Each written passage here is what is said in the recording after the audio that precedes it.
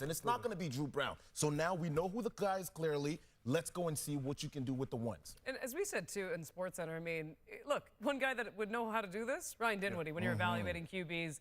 You know what? Coming up after the break, we have kickoff from Ottawa, as we've been mentioning, the last chance for these players to prove themselves. Let's see how Jake Maier makes it. Let's see if it's lit a fire under Drew Brown. Look at the crowd in Ottawa. Peter Rod Smith right after this.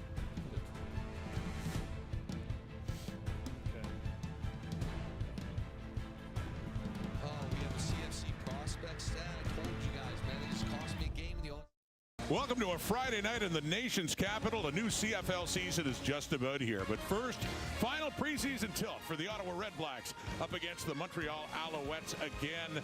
And Rod Smith up in the booth here at TD Place with Paul Lappley. Pleased to be joined by Luke Wilson as well in the booth this year. And it's interesting. These are last chances for a lot of players to show what they got. But no intrigue, Lappa, when it comes to the #1 quarterback for the Ottawa REDBLACKS. We know it's Jake Maier.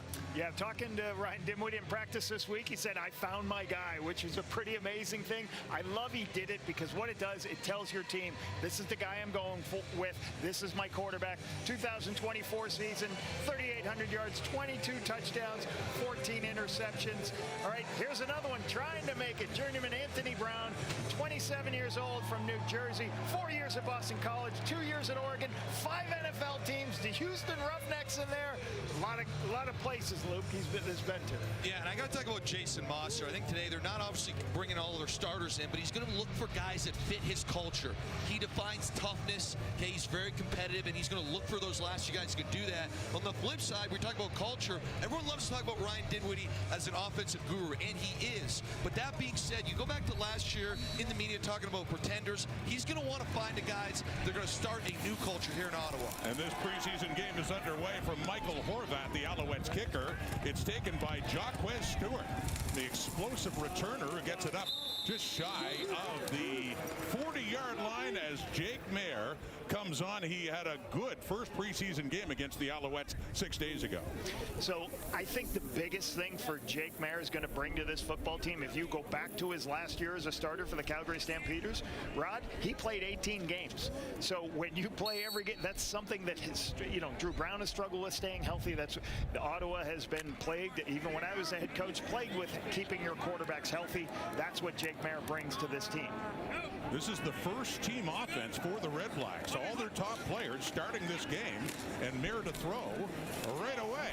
Looking to the right, it is bobbled by Khalil Pimpleton, who takes a hit as well, and an incomplete pass, second down coming up. Got a couple extra linemen in, couple big tight ends in the game, Luke, as you see. And what do? You get max protection there, and then Jake can just take the one-on-one outside to Pimpleton. Pimpleton, I don't know if his eyes got caught in the sun or something, misses that catch right there. Yeah, you said it. I love that. Max Pro, first play, we're getting aggressive. That's a signal right there what kind of game he's calling. Jake Maier started his career in Calgary, won a Grey Cup with the Rough Riders, backing up Trevor Harris a year ago. Now with Ottawa, their #1 QB, second down and 10, throwing off to the right again. A flag does come down, and that is complete to Greg Bell, new running back for the REDBLACKS, well shy of a first down. So we're going to see a flag here, and I could see it happening up here in the booth. Procedure, Ottawa had no end on their left side. Penalties declined. It's going to be third down. So what that no end means is you have a block of 5 offensive linemen. Those linemen have to be covered by an eligible number. The receiver to the left-hand side was off the line of scrimmage, and then as soon as the ball was snapped, you saw the penalty go. So a little bit of miscommunication early in the preseason. And they'll have to punt inside the 30 is James Burnup, one of 2 punters being used tonight for the REDBLACKS. And it is Foster, Philip Brooks, who's back for it. On that punt, short, and a flag comes out for no yards. So big special teams play for the Alouettes there, as they look to take over just in the REDBLACK zone, as said the no yards call as well on that. I'll tell you this, Coach Dinwiddie right now is going to be absolutely fired up. We start this game with a drop. The second play, we don't have an end. And then we have a block punt. No yards. Ottawa, number 43. It's a 5-yard penalty because the kick was deflected. It's going to be first down for Montreal. And another penalty on the special teams. Yes, so. It's just an up and under there. You know, nothing that they can't pick up. And this is what I mean by why we're playing starters is because we need to establish a culture. And I got a feeling that Coach Dinwiddie's going to be, there he is right there. Don't think he's too pleased. So there is a Brown starting at quarterback tonight for the Alouettes. It's Anthony Brown who hands off to the lone running back they dress, Shamari Lawrence, with the regular running back Stevie Scott. Travis Tice taking a break, and a good carry by Lawrence close to a first down. Yeah, we talked about Brown. You know, 5 different NFL teams, a couple of colleges. The last one you can see right here, the Houston Roughnecks. You know, this is a job for, with Dustin Crum, you know, on the roster, but like the 4th string for this game. You know, he's really competing for the 3rd string job. Can he beat James Morgan out for this 3rd string job? We'll see what he does tonight. Back to Lawrence, left side, and easily completes that first down, picks up enough yardage to get down to around the 35. So a couple of good running plays for the Alouettes. Yeah, Shamari Lawrence. Good zone play off to the left-hand side. Good blocking. Ruben Fatherly, the big man at 6'8". Luke, 6'8", 336 pounds from Texas A&M, making that big block at left tackle. It's a lot of mass right there. It's a lot of body in front of you. And again, they're up against the top defensive players for the REDBLACKS, this Alouettes team. Faking the handoff, throwing this time. That is complete to Franklin, Zachary Franklin, with his first catch of this preseason game, and a second down and short ahead. Yeah, very nice recognition. A little bit of pressure off the edge, and as that pressure comes, you can see the blitz happening. What do? You throw right into the blitz. So it's a run-pass option. It's a run play, and if you get pressure off that edge, throw it to the open space. Good sit down by Zachary Franklin. Way to move the sticks. Create a second and short for your team. Down inside the 30. And running it again. They continue to run the ball well, with Shamari Lawrence taking that down to the 25, and looks like enough for another Montreal first down. Yep, Shamari Lawrence is getting some early carries here. So they try to figure out the wind. Good position in the field goal position here. The wind is in their face, so this is going to, the wind can play a lot of tricks in this stadium, but we'll see. Another good first down play. Very blustery night here in Ottawa. TD Place down to the 25. Impressive for this Alouettes offense without their starters, and running it again, and not much this time around for Lawrence, as he gets barely across the 25. You know, we're on the road here for the Montreal Alouettes, Rod and Luke. One of the big things that happens, there's a lot of starters will play in the home game. And then when you go on the road, you don't want to have a starter come out and play, you know, a quarter or a couple of series. So you usually hold those guys back. That's why you see such a younger unit here for the Montreal Alouettes this game, guys. Anthony Brown at quarterback for the Alouettes. They're resting Davis Alexander tonight. And off to the left, and that is caught. First down yardage as well to Austin Watkins. All these names we don't normally see, of course, associate with the Alouettes, but all getting a chance, Luke, tonight. Yeah, absolutely. And that's something right there. You know, you want to judge your quarterbacks. And Anthony Brown comes in. Instead of having to settle for a field goal, it's second and long. They run cut coverage. It's in a really nice completion here, and he gets to a second read. Look at his eyes. See how he has to basically move off the spot, go to a second read. If I'm Jason Moss, I love that execution right there. We got a fresh set of downs. Right down to the Ottawa 15 in this opening drive for the Montreal Alouettes. Faking the handoff, Brown rolls to the right and looks to the end zone. It's intercepted. Picked off REDBLACKS football. And snuffing out that Montreal drive just like that when they worked it down. And it's Shakur Brown with the interception in the end zone to deny the Alouettes early here in Ottawa.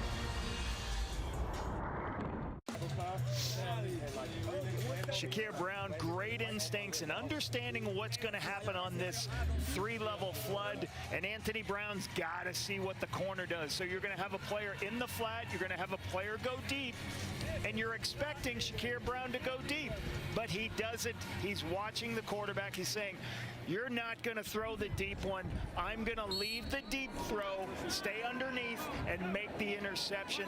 So Anthony Brown's got to be better with his eyes. Great decision by Shakir Brown. So Ottawa with the ball again, handing off, and lost yardage on that play for Jake Mayer and company, taking over at the 11, and that is Greg Bell, the running back for the REDBLACKS.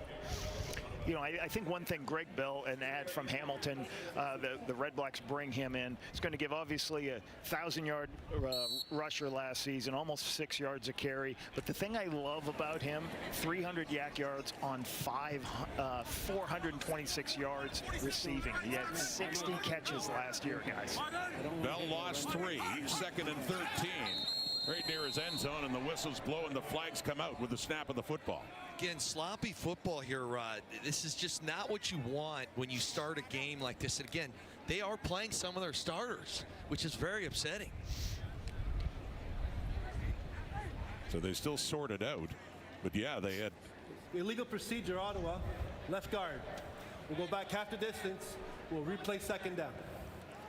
so yet another penalty against the REDBLACKS, really backed up.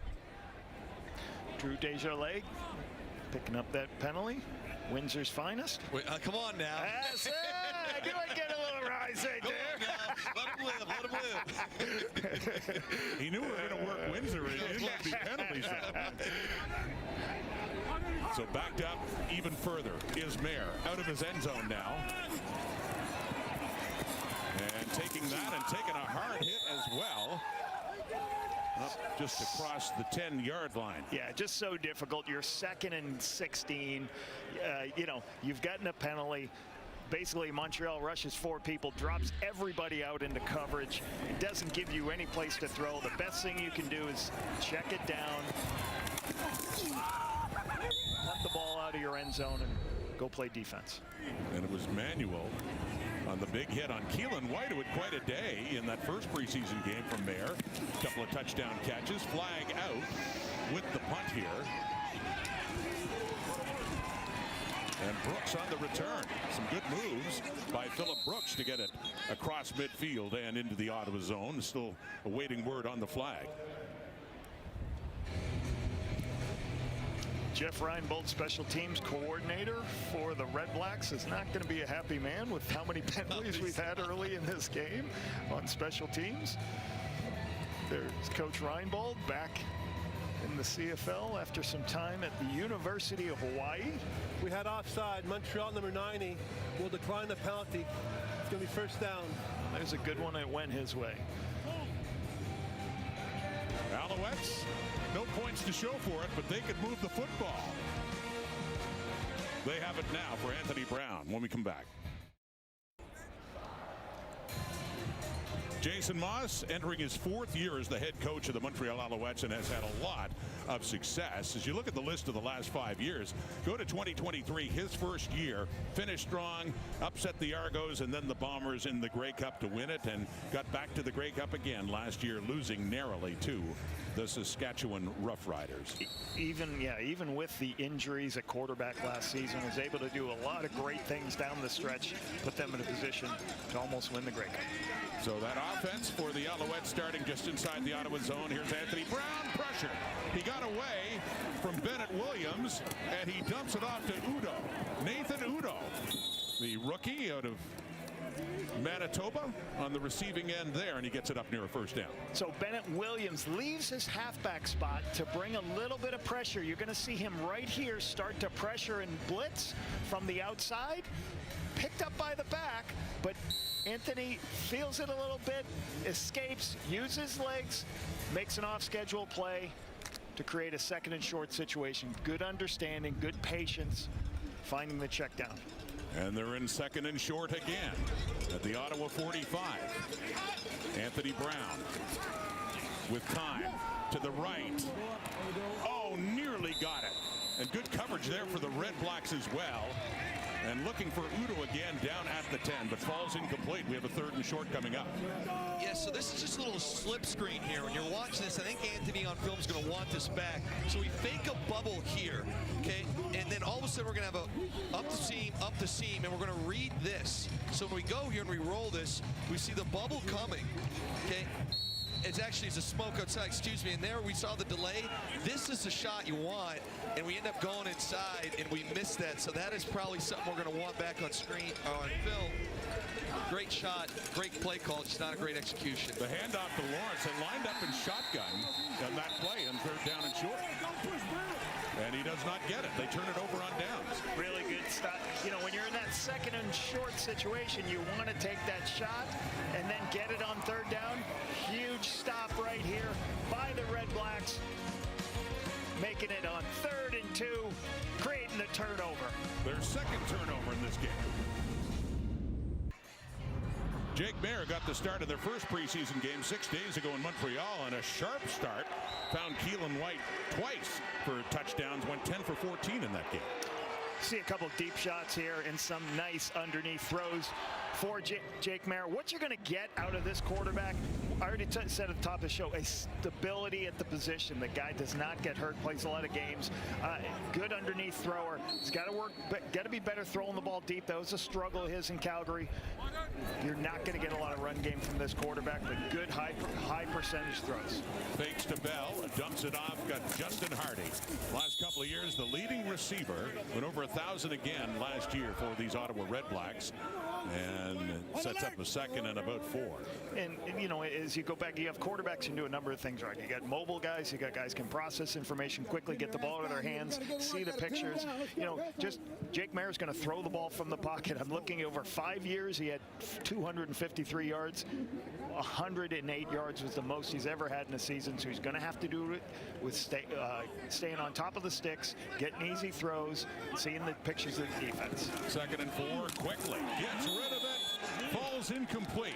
Good coverage by the Alouettes there as well, by Nate Boschman, the 2nd-year safety out of Calgary, denies the REDBLACKS and their receiver Sam Schnee.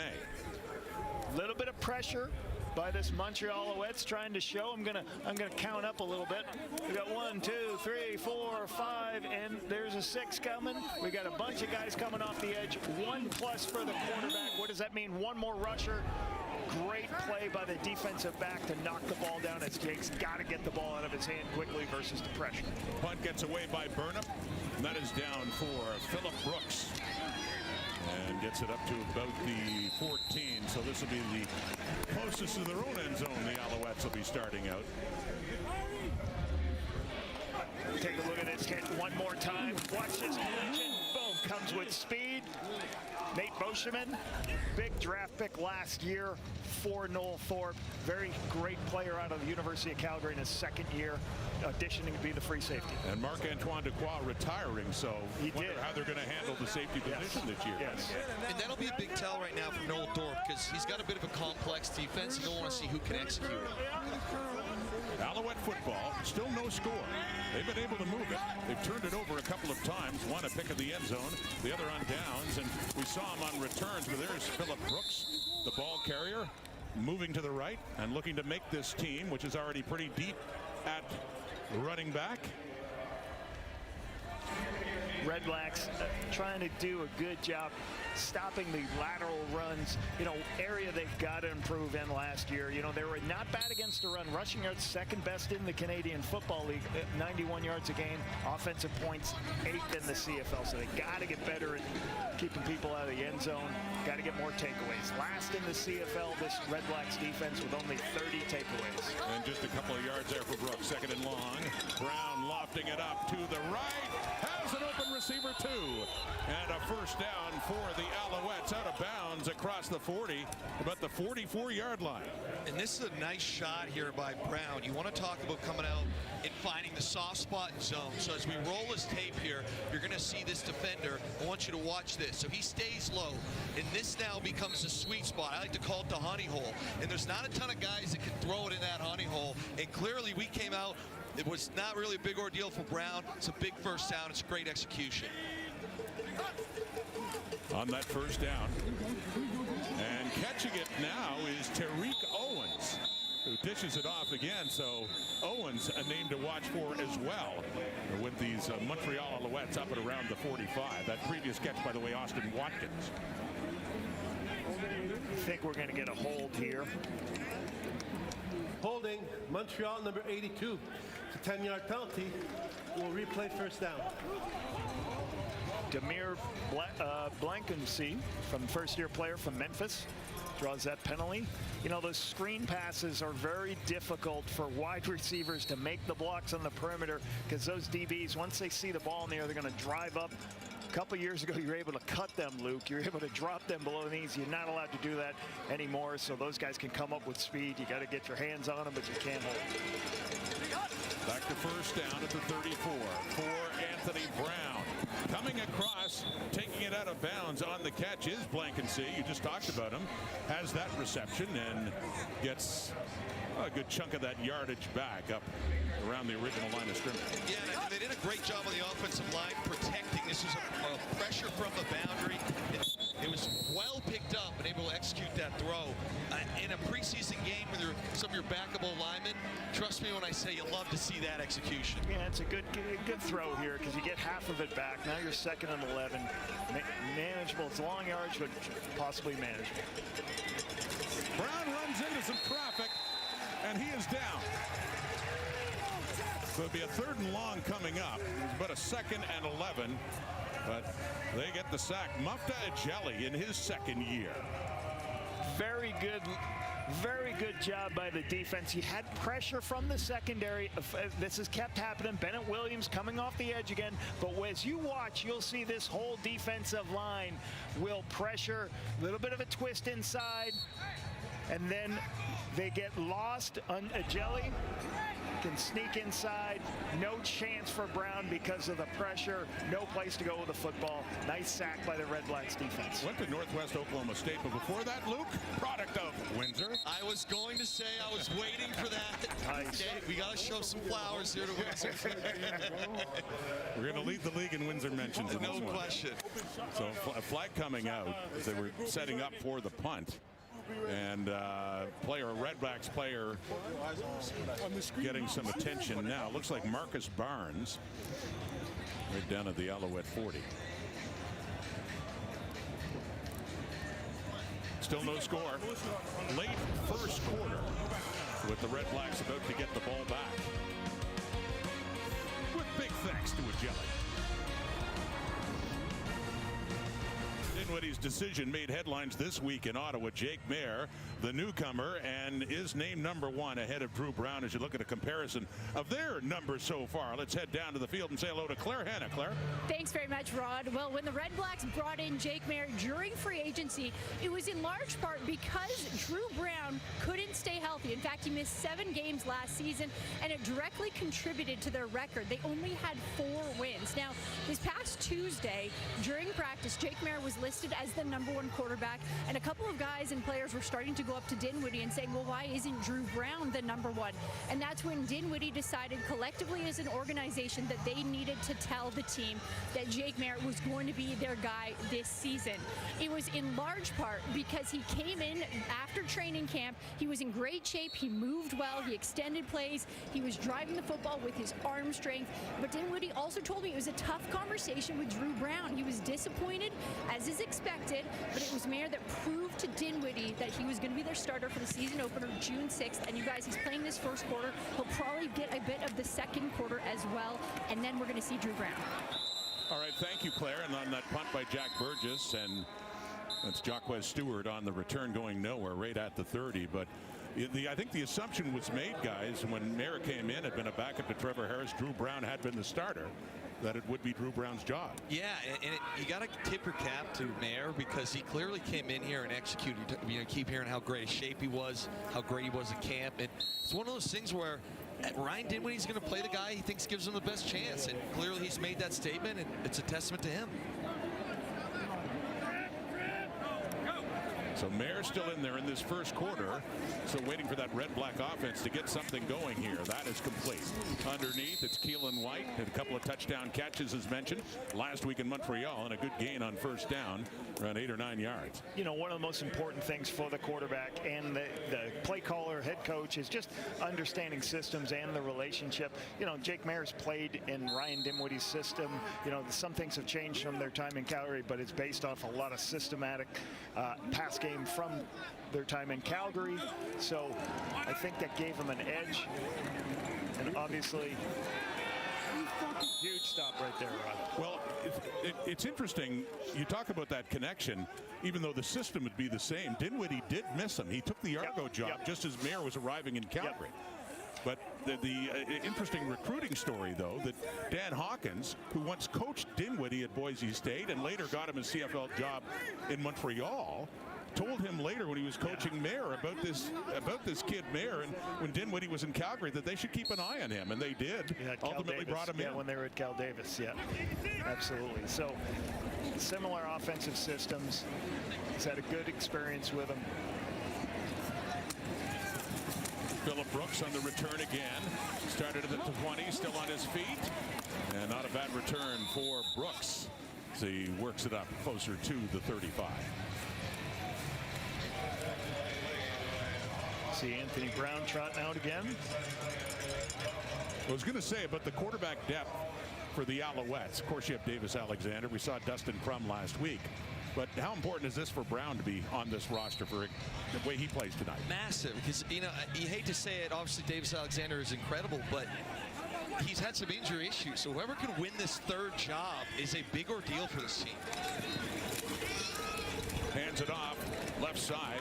Shamari Lawrence again up to around the 40 on that one. And yes, Davis Alexander not playing in this game. Didn't play much last week, suffering a knee contusion. Always nervous when they see him limping off the field. It's expected he'll be okay. Absolutely. And again, back to who's going to win this third job. What you want to see tonight, Rod, is somebody who's just going to execute the plays. They're not going to get complex. You'd like to see a turnover-free game. Obviously, that's not the case already. But you would love to see Anthony Brown kind of earn the role as the three guy here, given the opportunity he has. With Shamari Lawrence beside him on a 2nd down and 5. Throws it underneath. It is caught. Caught there by Franklin. Nicely done down low to move the sticks again for an Alouette offense, as mentioned, with none of their starters really dressing tonight, able to move the football. Little spacing route about Brown. Excellent catch using his hands, Franklin, because outside of the framework, you want a wide receiver who can catch the ball outside the framework of your body. Great hand-eye coordination there for Franklin to see it on the ball that was thrown a little bit wide, but good. Alouette's been pretty good on first down to put them in these nice second and medium positions. Dakari Franklin, another catch. Back to Lawrence, off tackle right. Finds some room, had a hole, ran through it, and a good carry for 8 more yards as Lawrence is running well, heading to the end of quarter time. First quarter signaled, first 15. And the Alouettes, with the roster they brought down, they're certainly asserting themselves on offense as well. No points to show for it, though, as we head to the second quarter in a 0-0 tie.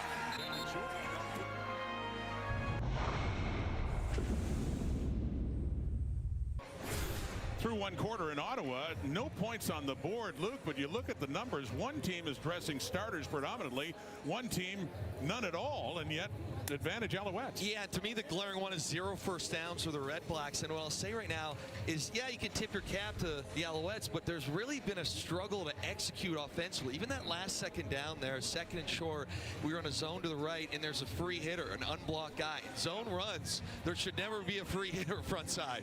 So I think the silver lining is for Dinwiddie that it's more what they haven't done than what the Alouettes have done to them.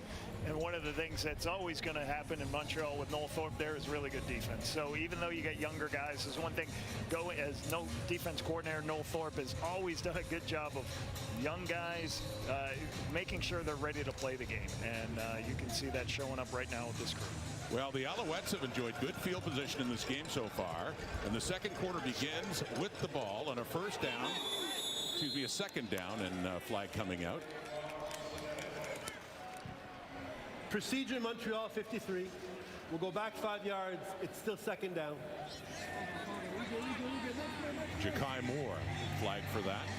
So it pushes them further back and just into their own territory now at their 53. And how this team did this last year, Rod, you know, offensively, they didn't get a lot of sacks. Montreal, second best. They didn't turn the ball over. They just got to score a little bit more points. 7 of the CFL scoring points. They had a great defense that was able to hold off other teams from scoring points. Handing off. Lawrence again. What a game he's having so far. Shamari Lawrence with a first down for the Alouettes down to the Ottawa 43. 2nd and 7. What do you try to do sometimes? You try to give them a nice run up the middle on the inside. You see a pressure from the linebackers. And what you do on a zone play like that, just cover your gap. Let the back find the crease behind the center. Cut north-south. Get a big gain. 2nd and 7. Nice call. 8 carries, 44 yards so far, just starting the second quarter for Shamari Lawrence. They spot it down at the 42. Still looking for our first points in this game. Back in the first quarter, the Alouettes in their opening possession got down near the end zone, but a pass by Anthony Brown was intercepted by Shakur Brown, stopping that drive. Throwing again, and that one is complete and inside the Ottawa 35 for Blankensee with another catch in this game. Yeah, this is a great RPO, and I think Anthony Brown's settling into this thing. You watch the quarterback here. It's an offensive run play, but he's got the option to throw. So he sees the pressure. You absolutely hit the hitch there. Great play on first down. And to me right now, Jason Moss is getting real comfortable. This is the type of game he likes to play, and very soon you're going to see a nice shot over the top. You kind of play underneath, kind of nickel and dime him, methodically move the ball, and the shot's going to come. 2nd and short, 2 to go. Down inside the 35 of the REDBLACKS. Lawrence again. Pushing his way through on the left side, working his way down towards the 30 should be enough to move the sticks again. And these are the things Anthony Brown does well. You know, you take some of these guys who've come from the college level. You want to call plays that make it easier for them to read defenses. It doesn't have to be a West Coast offense. So these are run plays where, hey, if there's an option to throw the football, they give them the option to throw the football. Really good. You talk about protecting growth edges in the run game. Really good job by the Alouettes doing that on that short yardage to get the first down there, Luke. Yeah, and I'll say this, the receivers right now are a pretty big part of this run blocking plan. I've been very impressed with the Alouettes receivers getting their nose dirty a little bit. Lawrence from Missouri State, the fake to him, the throw, and he does hang on to it. And that is Franklin again. Zachary Franklin with it down to around the 25 and a 2nd and short again. Here's what's very good for, you know, Brown. You're trying to evaluate what can he do. This time he's trying to read what happens with the defensive end. And watch this. This is going to be hard for a quarterback sometimes to see, but he recognizes it. What you're going to see is what's called gap exchange. He's going to pull the ball as that shows up, but then watch what happened. A.J. Allen goes to play contain. He sets up and throws an accurate throw through A.J. Allen. Excellent play on the gap exchange. Back to Lawrence. Reads it, goes right. And coming in, one of the new veterans to this REDBLACKS team, that's C.J. Rivas, number 8, part of a brand new linebacking core for the Ottawa REDBLACKS on the tackle. Yeah, that's a huge point. This REDBLACKS team wanted to get better. They felt like, hey, how do we get better on defense? Let's go get C.J. Rivas, right? Niles Morgan and A.J. Allen, you know, very good. The trade with the Elks to get that. A.J. Allen's one of the highest priced free agents for the REDBLACKS, and you know, flip that team around. C.J. Rivas did a lot of good things in Saskatchewan.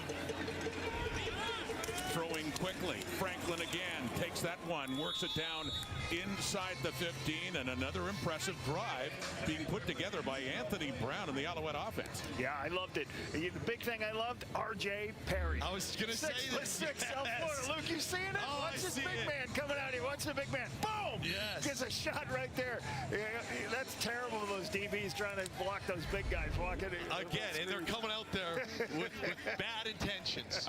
In a bad mood, I'm going to run you over. Good job, RJ.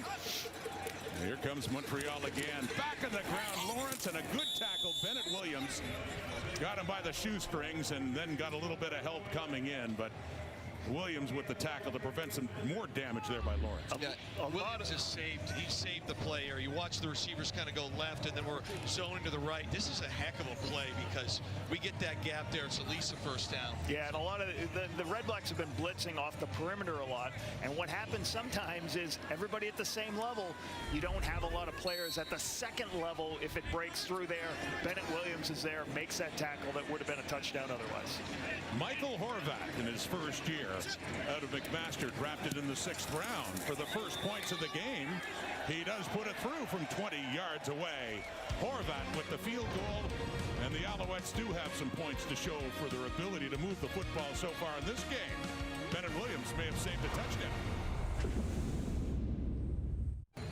Well, after a 4-win season, you figured there would be changes here in Ottawa. There were, not just the coaching change, Bob Dice out, Ryan Dinwiddie in, but look at that list of players out and in for the Red Blacks, Lapo. Yeah, and you talk about the players coming in. Obviously, Jake Maher's paid off as their starting quarterback. Greg Bell's done a lot of nice things. Sean McEwen comes off, was in Saskatchewan, tore his ACL, so will project to be a starter there. We already talked about the 3 linebackers coming in. DeMario Houston added to this secondary, and Brett Lawther, which we'll talk about in the kicking game. They got to get this offense moving now in this preseason game. Maher again in the second quarter, and it is complete, a short one up to around the 45. One of those additions you saw, Greg Bell, with a couple of strong seasons with the Hamilton Tiger Cats, receiving there, but he rushed for over 1,000 yards with the Cats last season. Yeah, did a lot of great things. 5.6-yard average. Really, when the Tiger Cats also wanted to make sure they had a good opportunity to run the football, put it in Greg Bell's hands. Talked about at the top of the show, 400 yards receiving on 62 catches. So this guy can do a lot of different things. Good signing for the Red Blacks to get a good, stable veteran back in the backfield. And there's Keelan White with another catch, Luke. Yeah, this is a heck of a catch, and they need it. Obviously, hadn't got a first down, and he just diving catch. I know it's not a crazy amount of yards, but sometimes all you need is one play to kind of get you guys to settle down and get the momentum going. He's their leading receiver so far in this one. 3 catches for 20 yards and a first down up near midfield. Handing off to Greg Bell to the right, and greeted by a few Alouettes just around midfield. So 3 or 4 yards for the new Ottawa Red Blacks running back. One of my favorite things about Greg Bell is I just find him to be extremely explosive. Even here, I know it's a 5-yard run, but as the ball gets in his hands, you just feel the electricity.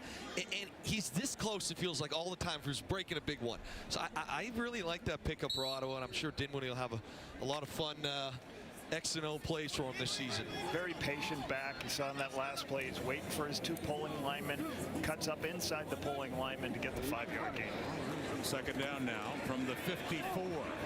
Airing it out to the left, too far. Intended there for Khalil Pimpleton in his 3rd year, and falls incomplete. 3rd down ahead. Good read by the quarterback. A little bit of man coverage. He gets Khalil Pimpleton. In an opportunity. So they're going to come to a stack here, and then one's going to go deep, one's going to go underneath, and one's going to go on the flat. They get the matchup on the deep throw. Inside leverage on an outside breaking route. That's what you want to do. The wind just took it a little bit on Jake Maher. Good decision, just missed the throw a little bit. This is James Burnup with another punt. And back for it again is Brooks, but no, it sails out of bounds in the air. And a flag comes out. Has to do that inside the 15. He does not. So tack on a few more yards for the Alouettes.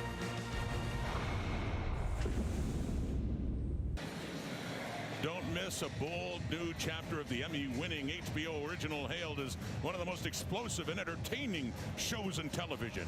Euphoria. Stream now, only on Crave. Explosive is a very good word to describe it. Are you right? I must admit, I haven't seen it yet. Explosive is the right word. I would say it's not one you want to watch with your parents. Let's put it that way. My mom shouldn't watch it. Or your kids. But we will. Yes. Right now, but watch it. The second quarter from the 30. Anthony Brown at quarterback for the Alouettes. Has been since the start. Rolls out, throws it, it's caught. Another impressive play by Brown as he gets that up to number 82, Demir Blankumsey, and another first down. Alouettes. So what you're going to see here is he's looking to his right because he's got 2 quick outs. Sees it's covered. Now he can use his legs to start scrambling. This is what a nightmare is for most mobile quarterbacks. When things break down, people aren't open, he can create with his legs. Great comeback to help the quarterback when the quarterback's in trouble. Really good job by Blankenship to be there. Anthony Brown's 11 of 13 in this game. He's looked poised. Throwing again, it's completed. Udo has it, the rookie Nathan Udo out of Manitoba, but nothing there, getting it pretty well back at the line of scrimmage. Really good by the Red Blacks. Red Blacks, there's a double move to the wide side of the field. What does that mean? You're throwing a hitch and go, trying to force the defense to come up. Defense is in a deep zone, but once again, Anthony Brown has a check down to his left, finds it, gets a completion, puts him in second and long, though. Lost about a foot, the Alouettes. From the 48 of Montreal, picking up the blitz. And it's in behind the intended target, and that's Owens, Tariq Owens, and it falls incomplete. Yeah, we missed this throw by about 2 yards here. It's a great pickup again by the offensive line because there is pressure brought, and you're going to see some clear out routes, and you're going to have an in-breaking route. And it's a great job here by Brown. He steps up in the pocket. You see the clear outs go. We break in. We just got to get this ball in the front number instead of the back, make the catch a little easier, and we're moving the chain. So again, something you can live with and something you can clean up, head into the season. He had 9 straight completions before that one.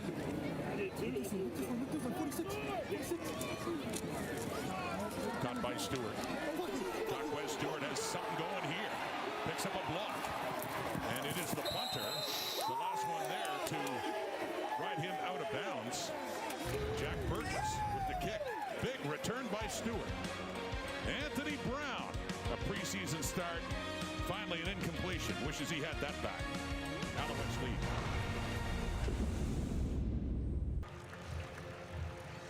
And a quarterback change for the Red Blacks. There is Drew Brown in for his first taste of preseason play.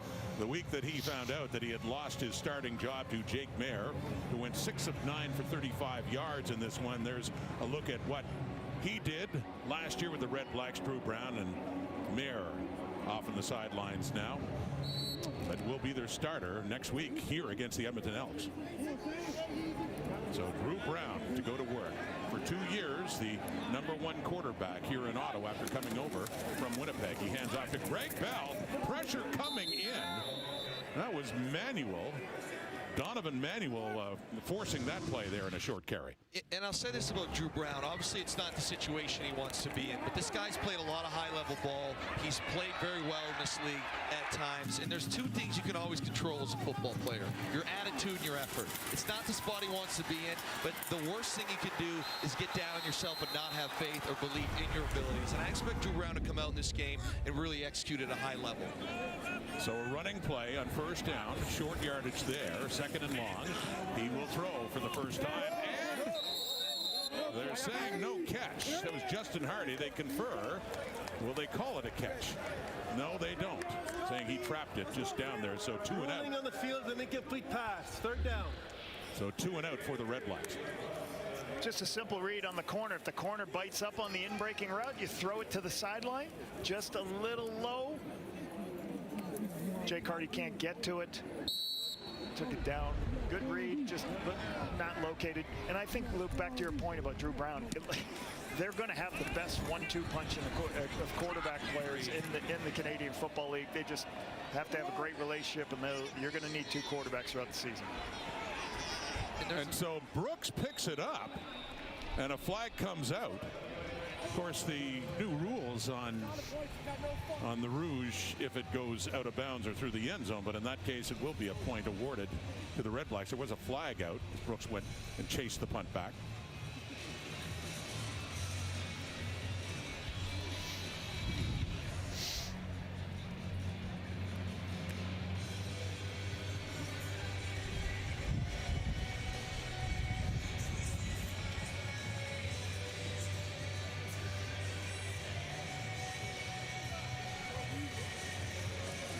But there is a penalty, so no point awarded.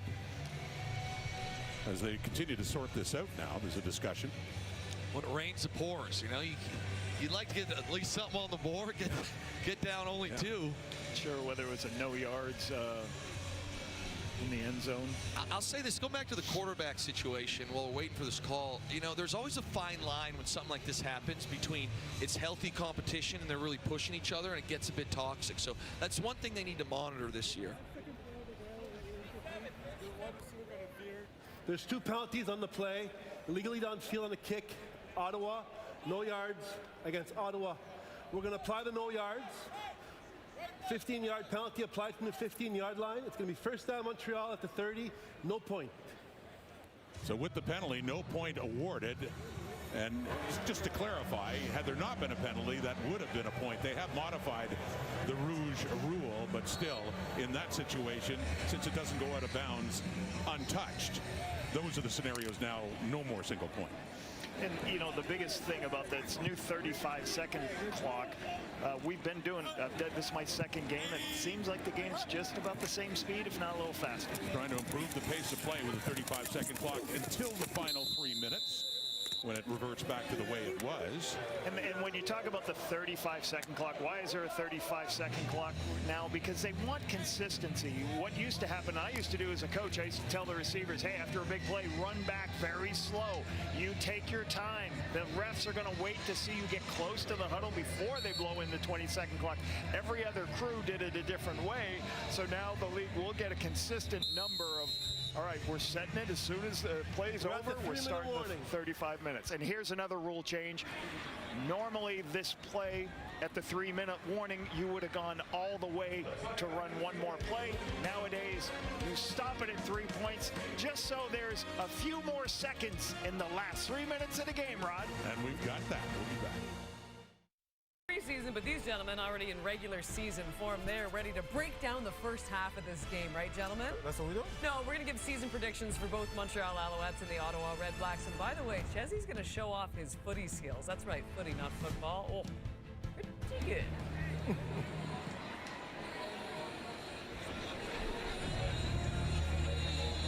Now we know the A-team's back now, right? Yes. Kate, the panel, getting set, getting it all worked out. I don't know who they got last week. Whoever that guy was last week. Oh, my God. It was the desperation host. They reached way back in the time machine. Looking forward to hearing from Kate and the panel at halftime, 3 minutes away, Alouette football. And all in all, for Montreal, to say it again, fumble though, Luigi Verlaine has it. In his first year back home in Ottawa, has picked up a fumble. Ottawa football down at the Montreal 30, and suddenly, with that one drop by Franklin, the REDBLACKS are in business. The REDBLACKS have to do a better job this year. Talked about at the beginning of the show, 9th in the CFL, last in taking the football away. Verlaine, we just said, new player, new team, coming back home. As Franklin goes to get it, it gets knocked out. Verlaine's right there to recover. And this was a safe call. Screen pass on 2nd and 9. Protect your quarterback. But running to the football, hitting somebody in a bad mood is always a good thing, Luke. Nice play by the REDBLACKS team.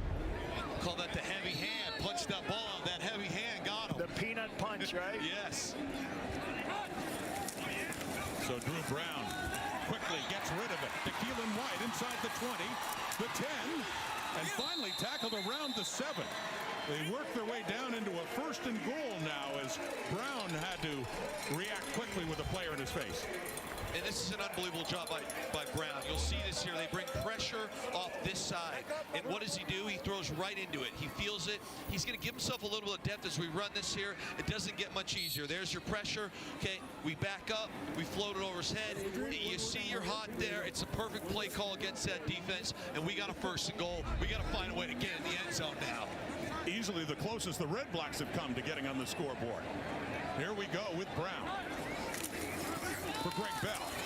And he gets away, spins away from a tackle, breaks to the right, cuts it back, and is ultimately tackled there down around the 3 by Kylan Guidry, defensive end for the Alouettes. That's what you want out of your running back. Strong lower body.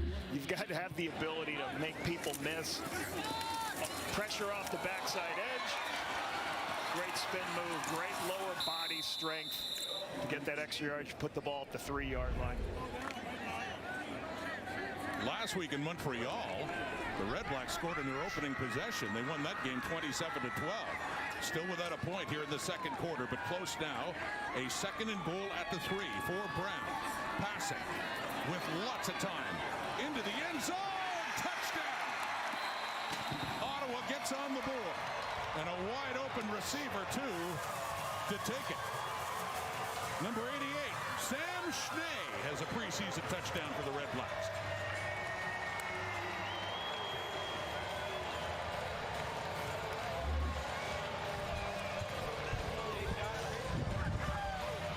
Man coverage down at this end of the field. Little bit of confusion on how the Red Blacks stacked 2 receivers. What is a stack? You bring them close to each other. Get confusion in the man coverage. Drew Brown sees it, makes the great throw for the touchdown in the back of the end zone. Sam Schnee's in a great spot. And Brett Lother, remember him for many years with the Saskatchewan Roughriders, just won a Grey Cup there last year. New kicker in Ottawa. After many years of Lewis Ward with the point after there, so Ottawa now has its first lead of this game under 2 minutes to go until halftime. Drew Brown to Sam Schnee as Brown discussed things with Jake Mayer off on the sideline. That's what you want to do, right? Defensively, you get the take your defense while you've got them backed up. Create a turnover, create a short field for your offense. Offense gets a couple first downs. Throw in the back of the end zone versus man coverage. Good read by Drew Brown, put the end zone. And points off turnovers. It's a big stat. It's a big point of emphasis every week. Hey, we got to make them pay. If our defense gets one, we got to find a way to get points. It's a great execution. Great job there by the Red Blacks. And they finally do get the points off the turnover. And that turnover stat, Montreal's coughed it up 3 times, putting 1 on downs, and the Red Blacks none. But yeah, you're right. They finally cash in. Sam Schnee was actually in training camp a year ago with the Red Blacks and trying to make this club. 2 minutes left, a lot of time left. See if they can execute situational football to go score a touchdown and leave no time left for the Red Blacks. Blankensee and Brooks, who has it now, across the 25. Phillip Brooks. And he's ridden out of bounds there by Shadwell Nakuba. And Lapo just said my favorite term in football, situational football. I get it's a preseason game, there's a minute 46 left, but if you're evaluating players right now, this is a key moment. This is how games are won and lost. At the half, understanding what's going on, execute the situation. So again, I know it's not a ton on the line as far as the season goes, but for these guys trying to make the club, this is a big, big drive right now on both sides of the ball. Last year, Lapo had my favorite term, shark blitz and whale blitz. He kept lecturing me on those. I like that. His eyes light up when he talks about it. 1st and 10, Alouettes. And Brown still at quarterback and handing off that time to Lawrence. Shamari Lawrence has had a busy first half. The only running back rest for the Alouettes coming down here to Ottawa. So let's review some rules, everybody. So again, we have a run play right here. The clock will stop and then start on the official's whistle. So we should still be able to run a lot more points. Very similar to how we've done it before in the Canadian Football League. Throwing that time for Blankensee, and it's incomplete. And it's a 3rd down and a little bit 4 yards to go, so they'll have to punt. So you talk situational football. What you're always trying to do, and these are good calls by the Alouettes, but now you leave 1:29 left with the clock stopped. You got to kick into the wind, so you could put the Red Blacks in good field position here with some time left on the clock for them to go at least kick a field goal or get a touchdown. The return game being handled by Jonquez Stewart for the Red Blacks, who's standing back at the Ottawa 20. And it is shorter. He picks it up off the hop and just dances out of bounds. With 1:19 to go until halftime. Yeah, and Drew Brown's got a really cool opportunity right now. Again, we go back to controlling your attitude and effort, not the spot he wants to be in. You just threw a touchdown. You get the ball now in decent field position because, like you said, punting into the wind. He comes down here, drives this ball and just ends the half with points, even if it's a field goal. I don't think you can ask for a much better day from Drew Brown, especially coming off the news he had to receive this week. Except perhaps start another quarterback controversy, right? I didn't go that far. Still like to see what else that Drew Brown can do. But no, I'm not trying to start anything yet here. We're still in the preseason, for goodness sakes. Swinging it out and caught by Bell. Little hop and good little work after the catch for Greg Bell as he gets it up to about the 43. 1:12 to go. Nice easy rhythm play early down. Show a drop back pass. Don't think it's pass, but it's a little swing screen with blockers at the receiver position. Good speed by the Owls. Recognize it. Gets 6, 2nd and 4. Throwing quickly, but coming in to make a good defensive play for the Alouettes. This is what you love to see as a play caller and an understanding. This is Montreal Alouettes, Noel Thorpe, everybody blitzing everybody. You're seeing everybody blitz off the edge. Quarterback sees blitz, throws the ball, gets it out of his hand immediately, puts it in the receiver's position for an easy 3rd and short. It was Don Callis preventing the first down. Now they'll try to earn it this way with short yardage, and a flag comes out in that short yardage play and did not get much either. That was Drew Brown on the short yardage carry. Looks like a first down, but I would assume this is an offsides by the Alouettes. Okay, and again, this is, you got a lot of young players in. Montreal defensive line. So we'll go 5 yards, first down for Ottawa.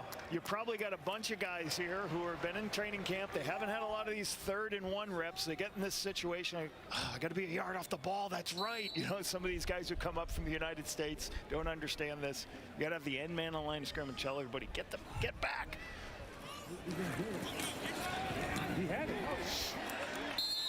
I'll tell you this right now. Drew Brown is cooking. You start to drive a little screen. You said it, Lapo. Noel Thorpe breaks out a cover 0 blitz on 2nd and medium, the middle of the field. He says, no problem, I'll take my check down. Okay, now we get a quick quarterback sneak. Now we hit a nice in route. We're humming right now. Good page, you're good. And that one is caught. And we're under a minute, 38 seconds as the pile keeps moving. Another first down for Ottawa. And you can see what, Montreal in this scenario, the ball's at the 42-yard line. It's still a long field goal. They're trying to blitz once again to knock the REDBLACKS out of field goal range. Drew Brown locates it, beats the blitz, another first down. Now you're getting pretty close to field goal range, even though you're into the wind. Just inside the 30 now, with a 7-3 lead, heading towards halftime and looking for more points in position for them. Looking to the right, down inside the 5, and a lot of contact there, and a flag comes out. On that coverage, Callis and Khalil Pimpleton. It looks like an interference call to set up a 1st and goal for Ottawa. Defensive pass interference. Montreal number 43. It's going to be first down for Ottawa at the spot of the foul. That's Jamon Green, not Don Callis, flag for that. Yeah, the ball's a little bit short here, and Pimpleton, as he goes up to make the play here, he recognizes, he starts to drop, come back, and Green's just got to relax his hands. You just got to have an understanding, hey, it's short, I'm taller, I can make a play on the ball, recognizes, but he gets his hand in there, causes this is a brutal penalty because it puts the ball inside the 5. 1st and goal now, just inside that 5-yard line for Drew Brown, looking to engineer another touchdown drive. Faking the handoff, throwing into the end zone, touchdown! 2nd touchdown pass for Drew Brown. It's Khalil Pimpleton with it. This is a pretty special play by Drew Brown. So you're going to see this here. He pulls this ball, and whether it's an RPO or design play action, but it is covered. You were jammed up here. It's covered. So here we go. We got the run flowing to the left. He pulls it again. Could be designed, could be called. This is covered, and we throw Pimpleton open. We basically back shoulder a corner route. I'm telling you right now, I love high-level execution from a quarterback. That is a sweet throw and catch right there. And the best thing, like Pimpleton is not, he's a diminutive receiver. So you have to locate the football to diminutive receivers. That, like you said, Luke, throwing it on his back shoulder, knowing that I can't throw a corner out anymore. I'll just put it on his back shoulder. Really good series by Drew Brown. I'm fired up. I love high-level execution on offense, and that was that right there. And it's capped off with another point after by Brett Lawther. But Drew Brown, all the talk this week, losing his starting job. Jake Mayer comes in, but yeah, it is preseason, but that Red Black offense certainly responded in the second quarter with Drew Brown at quarterback, and he's 7 for 8, a couple of touchdown passes. Yeah, and this gives you what you want as an organization, you know. And I was part of this organization for a couple years, and we're playing very young quarterbacks after injuries to veterans. And this scenario, however this scenario plays out, Jake Mayer, Drew Brown, I think is probably the best depth in the Canadian Football League, Rod, from a quarterback position with experience. And to reiterate, Jake Mayer looked very sharp last week against the Alouettes. Starting defense. Yeah. So you're in a good spot with your 1-2 guys, with a really good coach who's going to know how to design a game plan for them each week. I'll give Drew Brown the nod when it comes to the flow, the hair, the lettuce looks. Yeah. We got the headband going. Got to have the headband because he doesn't want the sweat to get in his eyes. I get that. I don't get that, but you know what I'm saying, Rod. It's been a while since my hair's been like that, Michael. But me too, buddy. Yeah, I was going to say. Ryan Dinwiddie. And the decision he announced earlier this week that Mayer is his #1 quarterback heading into the season starts next week here in Ottawa against the Edmonton Elks. But Drew Brown in a nice showing in preseason play when he finally got a taste of it with a couple of touchdowns as we get close to halftime.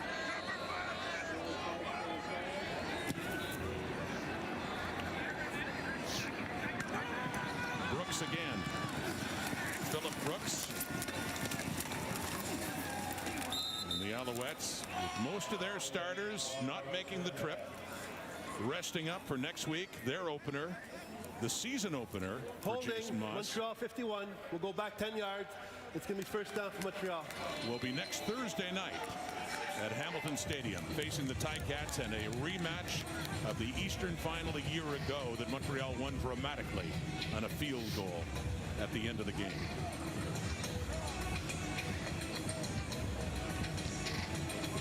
Anthony Brown, 14 of 18, 116 yards, 1 interception in the end zone as they were moving down at the beginning of the game. Picked off in the Ottawa end zone, taking points off the board for them. They just had the field goal, but they have been able to move the ball well. It's Lawrence again, another little situational football here. You know, why wouldn't you just run, take a knee right here? Because you're evaluating players. So you get 2 more reps for your young offensive linemen, your young backs. So sometimes you're like, well, why wouldn't you just take a knee here so you don't turn the ball over? Because in preseason, you're going to do things a little differently. You're going to try to get a little extra reps to make sure you're evaluating your players. That's the role of preseason, evaluate players. Brown, short pass. Franklin, another catch for him. He gets it up to the 35, but that is the final play of the first half, and what turned out to be an interesting first half for the Ottawa REDBLACKS, who had a very slow start. Drew Brown comes on in the second quarter. They got moving, and a couple of touchdown passes. One there to Sam Schnee, and take another look at the rookie with the catch there. But Brown, after a turnover, they came back, goal to go, and he finds Khalil Pimpleton. And Drew Brown, this is when he comes off the bench. A decision made by Ryan Dinwiddie, who's standing by with Claire. Well, Ryan, you said you wanted some healthy competition between your quarterbacks. How pleased are you with how Drew Brown has gone in this second quarter? Yeah, it was good. We needed some momentum. You know, I think Jake did some decent things, but we weren't on schedule, right? So I think Drew came in there, and now we got some momentum going in the second half. I mean, he was cold off the bench, played in the wind. Very pleased with his performance. There's lots of guys who are fighting for positions. Sam Schnee, he scores a touchdown. Shakur Brown, he gets a pick. How do those actions help those guys separate themselves? Well, I think we got to look at the film, obviously, afterwards, but I think some of our younger players are stepping up to the occasion. Some of our veterans on offense got to pick it up, though. I don't want to have the young guys play better than them at this stage, but proud of those young guys. Thank you, Ryan. Yeah, thanks, Claire. All right, Kay, back to you. Claire back alongside Enoch Mwamba and Davis Sanchez, and a very nice showing courtesy of Drew Brown. currently 7 of 8. He's got 69 yards. He's got 2 TDs. We were expecting to hear from him at halftime there, which would have been interesting because listening to Drew Brown in the past, you could say that he's very nonchalant. It almost seems like he doesn't have enough emotion at times.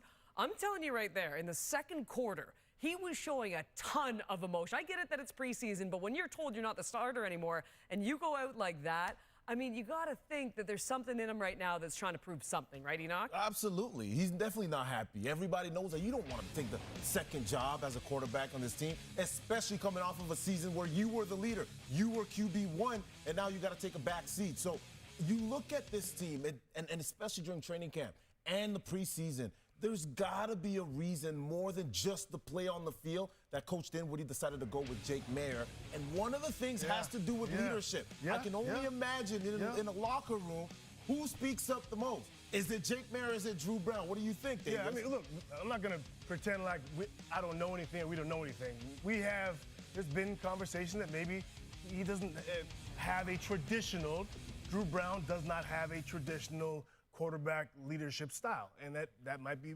part of the reason. Obviously, if you're putting up massive numbers, it does not matter. But when you're not winning, sometimes you need that guy that's going to, take that leadership role. Interesting, Paul LaPolice, he mentioned it twice in the broadcast that this is the top duo in the league, and we start to look. Wait a minute, are they? Argos. Well, yeah, I think we both and all three of us agree that probably Chad and Nick Arbuckle are probably number one. Would you agree? But yeah, they are. If you look at the rest of the groups, I don't think there's two that are collectively combined as good as those. But I think that Chad and But as you brought up too, then we look at the starters around the East too. We look at the Davis Alexander, we look at the Bo Levi Mitchell, you look at the Chad Kelly. And then you brought up the point, which I thought was very valid. Would you take the combination right now of Drew Brown and what he's done in Jake Mayer, or would you take any of those starters? Because I think I'd still take all those other 3 starters first, correct? There's no question. And we think, so, Ryan Dinwiddie's an offensive guy. They're going to be improved from last year because of RD and Jake, combined. But is this offense now better than any of those other 3 in the East? I don't think so. So, great. They're going to be better. But how much better? Yeah. Are they really surpassing the other 3 teams in the East that are out there right now? It's gonna be tough. However much they may improve from last year, are they gonna be better than Hamilton, better than Toronto, better than Bo, better than Chad? I mean, it's gonna be tough. It's not gonna. But you know what the great part is too? I don't think after last year there is that many expectations. They've had a ton of turnover on this team, but this is the great part about the CFL. Absolutely anything can happen. A great second quarter by the Ottawa REDBLACKS. They are currently up 14-3.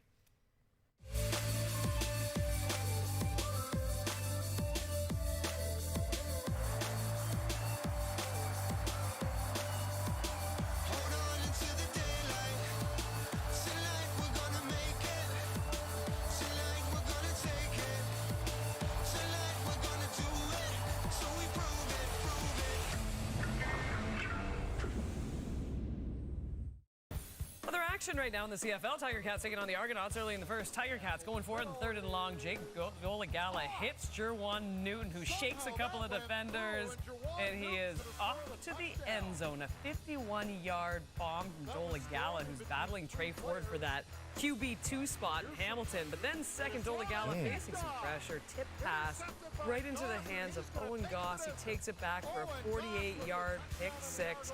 Currently 14-14 at the half. Now, I know we've got this type of football, but also a lot of talk around international football. If you didn't know, the World Cup is coming to Toronto and to Vancouver as well. So you know the CFL had to get in on this. And guess what?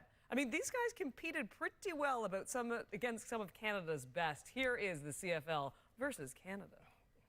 How you doing, everybody? This is Dejan Brissett. I'm Joel Waterman. AJ Allen. Mathieu Choignard. We're here getting ready for the World Cup. Let's see what these guys got with our football.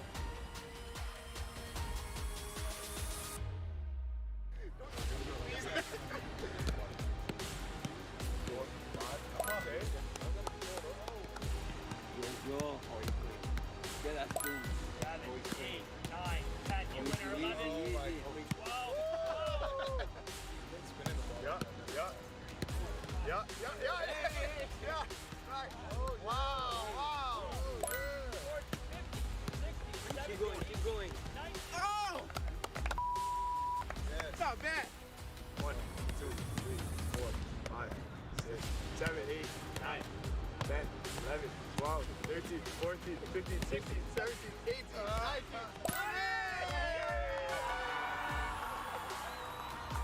Cool flip.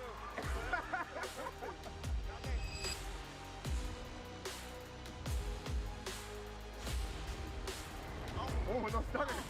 Oh. Yo. Oh. I don't got it. I'm gonna hit it too wide. Oh my God. It's all right. What's the second ball? Second ball's a bit easier. You see that one more time?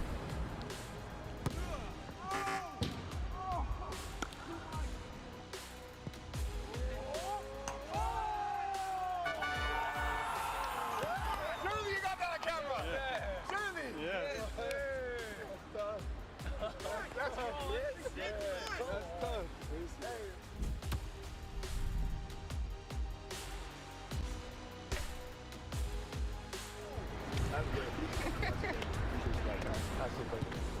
These guys are locked in, ready to go, man. Let's get out here and support our guys. Team Canada. Let's go!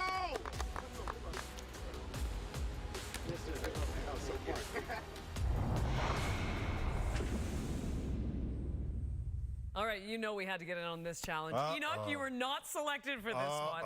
I looked at the two of you and I said, you know what, this is something for Davis Sanchez because I feel like he's multi-talented. I've heard you're quite the basketball player as well, so you got to be a good footy player. Thank you. I mean, with my last name, I should probably be able to play a little. Okay, I'm not going to say anything towards the last name, but let's give it a whirl. You ready? Sure. Okay. Okay. 1, 2, 3. You got to read this. It's pretty impressive. That's the camera. Okay. The control. Come on. There wasn't a lot of control there, let's be honest. Are you kidding me? There you go, there we go. All right. I see you, David. I see you. I see you, Chevy. Pressure? I don't know. What a multi-sport athlete. Oh, yes. By the way, just a lot of love coming in for the CFL these days. And the latest person, it is John Gruden. Let's see some of his new merch that he currently opened up. Very good, Dave. It costs a lot for postage, man. It came all the way from Canada. It's the BC Lions of the Canadian Football League. You get 3 downs to get a first down instead of 4.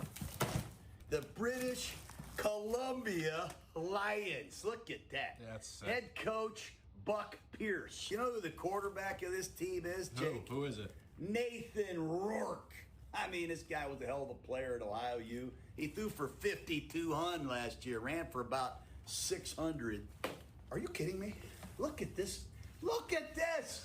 Oh, man, a BC Lion. They used to have a kicker named Lou Pasaglia. Ask me how many years he kicked. How many? Like a lot.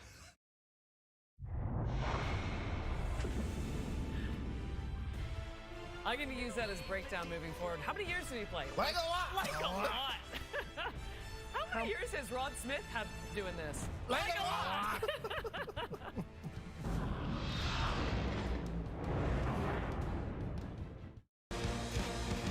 Halftime in a cold, blustery night in Ottawa with the REDBLACKS leading the Alouettes 14-3. Here's Montreal head coach Jason Moss with Claire Hanna. Jason, Anthony Brown was sidelined with an injury last week. What have you thought of him through two quarters here today? I thought he did a great job standing in there, throwing the ball. Bad, kind of windy conditions, but I thought he commanded the offense, made really good decisions, and threw the ball well.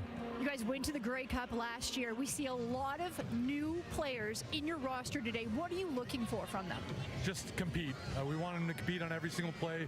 We look for ability, toughness, and effort on every single play. That's our standard, and that's what we're looking for. And as a team, we just want to compete to the end. Thank you. Thank you. So there is Brown, Anthony Brown, 15 of 19 for 124 yards, and that one interception in the red-black end zone that took away some points. But as his head coach said, pretty impressive performance on this chilly night. There's James Morgan, another quarterback, number 4, who will be coming into this game as Brown's night is done, playing that first half. So the kickoff, Blankenship on the return. And he turns back the other way. and still can't really. Well, he does finally turn the corner and get pushed out. So James Morgan from Green Bay, Wisconsin, grew up idolizing Brett Favre and Aaron Rodgers, and did get a couple of starts last season for the Alouettes when they had so many issues with injured quarterbacks. Unnecessary roughness, Ottawa, number 85. We'll go up 15 yards from the end of the play. First down for Montreal. Yeah, 0-2 is a record you can see. You know, completion percentage not bad. Got to make sure you can protect the football. You know, they were able to win some games last season playing defense. When he went in, wasn't able to make a play. You just can't hit this. They can't make this tackle this far out of bounds. You got to have an understanding of where you are on the football field. That's a terrible penalty. So here's James Morgan on the high snap, and he hands it on to Shamari Lawrence, who had a productive first half but tackled behind the line of scrimmage. Your thoughts on Anthony Brown in that first half? Yeah, I think just to reiterate what Jason Moss said, he had a very effective first half. He made some plays with his feet, threw the ball well, and it is very windy. A couple plays he'd like back, but that's going to happen. Okay, he doesn't get all the reps in camp. He's not the starter.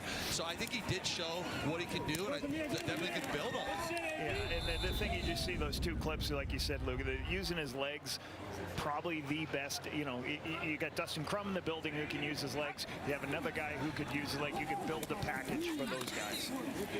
And throwing quickly is Morgan, and he does complete that too to number 81, Zachary Franklin. I'll say this, I get it's a preseason game. We're heading into the second half. There's a lot of backups in, but there's something pure about preseason football, because right now you got guys that are fighting for their jobs out there, and it's not important maybe to every fan base, but I promise you it's important to them. And this is like a big interview, you know, because even if you don't make these clubs, everyone's going to watch this film and see if you can help a different club in this league. Somebody asked me today, is like, hey, how many people have already picked it? How many roster spots are already handled? And at this point, 90% are, but there's, like you say, like 10% trying to find their way. Jacquez Stewart from the 20, and he turns it up for about a 16-yard return up and around the 36. There's Max Duggan now, product of Texas Christian. Took his team to a national championship a few years ago with the Argos briefly last year, and now back with Brian Dinwiddie here in Ottawa to get his taste of preseason football. Spread offense at TCU, very similar to what's going to be run in the Canadian Football League. Looking forward to seeing Max Duggan, what he can do. Last week he did get in 4 for 7 for 20 yards against the Owls in Montreal. So the third quarterback used, quickly gets rid of it, completes it too. With a defender coming right in at him, and he does get that one to Starkey. Not easy to do when a defender, defensive end, you kind of misread the pull, so it was a zone read. The end showed up right in his line of vision, but he's still able to make the play. That's what's called you run at the mesh. When you run at the mesh, you hand the ball off, right? Don't keep the ball. That's why you got hit, but he threw it through it, Luke. How about that for your first play? You eat a helmet on snap one. That was Malik Silla right in on him. Here's Duggan again, being pursued now by Manuel. Runs away from that, heading to the first down mark, and he gets it too to move the sticks for the REDBLACKS here to start the second half. Yeah, Max Duggan, this is a nice little misdirection play, and what you're doing is you pull two offensive linemen. The two offensive linemen are going to pull to the left, and you're going to fake like a slot counter, like you're going to give it to them. Everybody bites on that. Now he can get outside. Doesn't see a throwing lane, so he just uses his legs. So good execution here by the REDBLACKS. A little bit of misdirection on this Owls defense. Jake Mayer started this game at quarterback. Drew Brown came in the second quarter. Now it's Duggan and handing off. And a good carry there on first down. That's Daniel Adebaboye, the veteran who started his career with the Argos, but now in his second year with the REDBLACKS, and picks up another first down. There's been a lot of change, Rod, on this team in one area, special teams. And, you know, Daniel Adebaboye is a great special teams player who can finish a game for you at tailback. Been very productive when he's been at tailback, but he should be a staple of this football team as a special teams player and backup tailback. Great on teams and can be a pretty productive running back, too. We saw that with the Argos a couple of years ago. Stays in, and they throw. Completing it to, and inside the 10, down to the 5 for the Red Blacks. And number 82, Ethan Jordan, the Heck Crichton Trophy winner last year, the top university player in Canada out of Wilfrid Laurier. This is what you do as a quarterback. When the pressure's coming, if you can locate the football as soon as possible, get it to your speed on the perimeter in the one-on-ones. That's what Max does so well right here. Jordan can make people miss and use his speed, one of the fastest players out on that football field, and make a big play to beat the blitz. Here comes Ottawa again. First and goal from the 5 with Max Duggan at quarterback. The handoff inside the 5 and a touchdown uncontested for the Ottawa Red Blacks and Rory Starkey. Coming in on the sweep, a flag comes out on the field now on that Ottawa touchdown.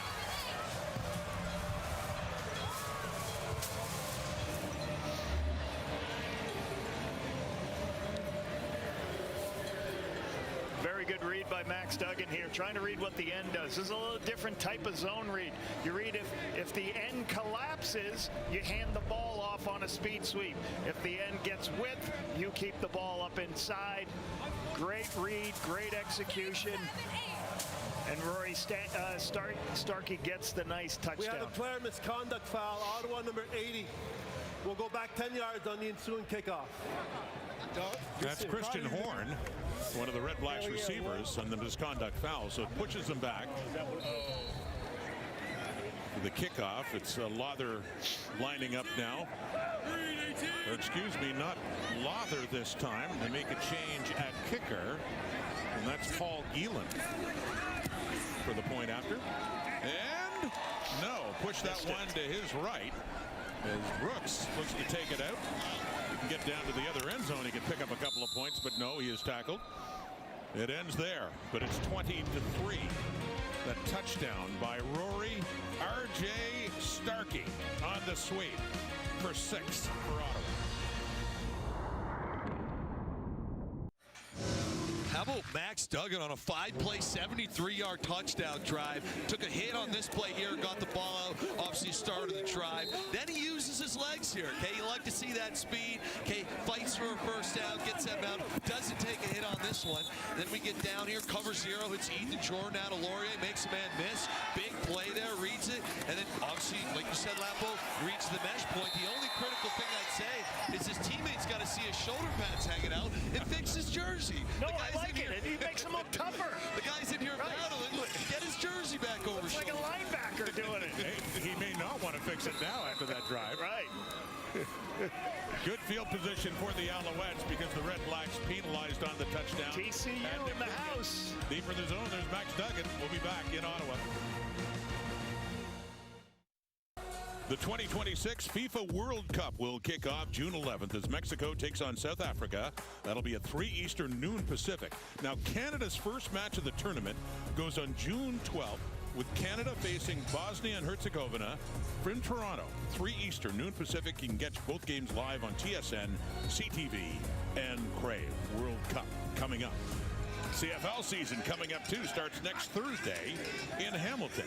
The Alouettes will be there, and taking that quick hitch for Montreal is Dalton Stroman with his first catch of this preseason game. You can see this from Montreal. One of the things, Jason Moss, I've always been impressed with how he calls a football game.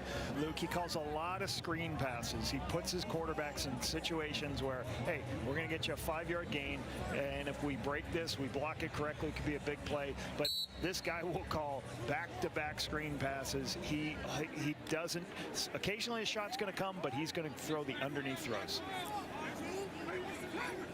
It's Desjardins in the game now. Another QB change. Arnaud Desjardins. Played a bit last week. Throws a pass, and he completes it too. With coverage right there, just shy of a first down. It is Nunnally, the receiver. Zion Nunnally with his first catch of this game. This is a dangerous one, Luke. It's a long way to the field. It's a little late with the throw. I thought it was going the other way. It's a great job coming back to that, because that did scare me a bit.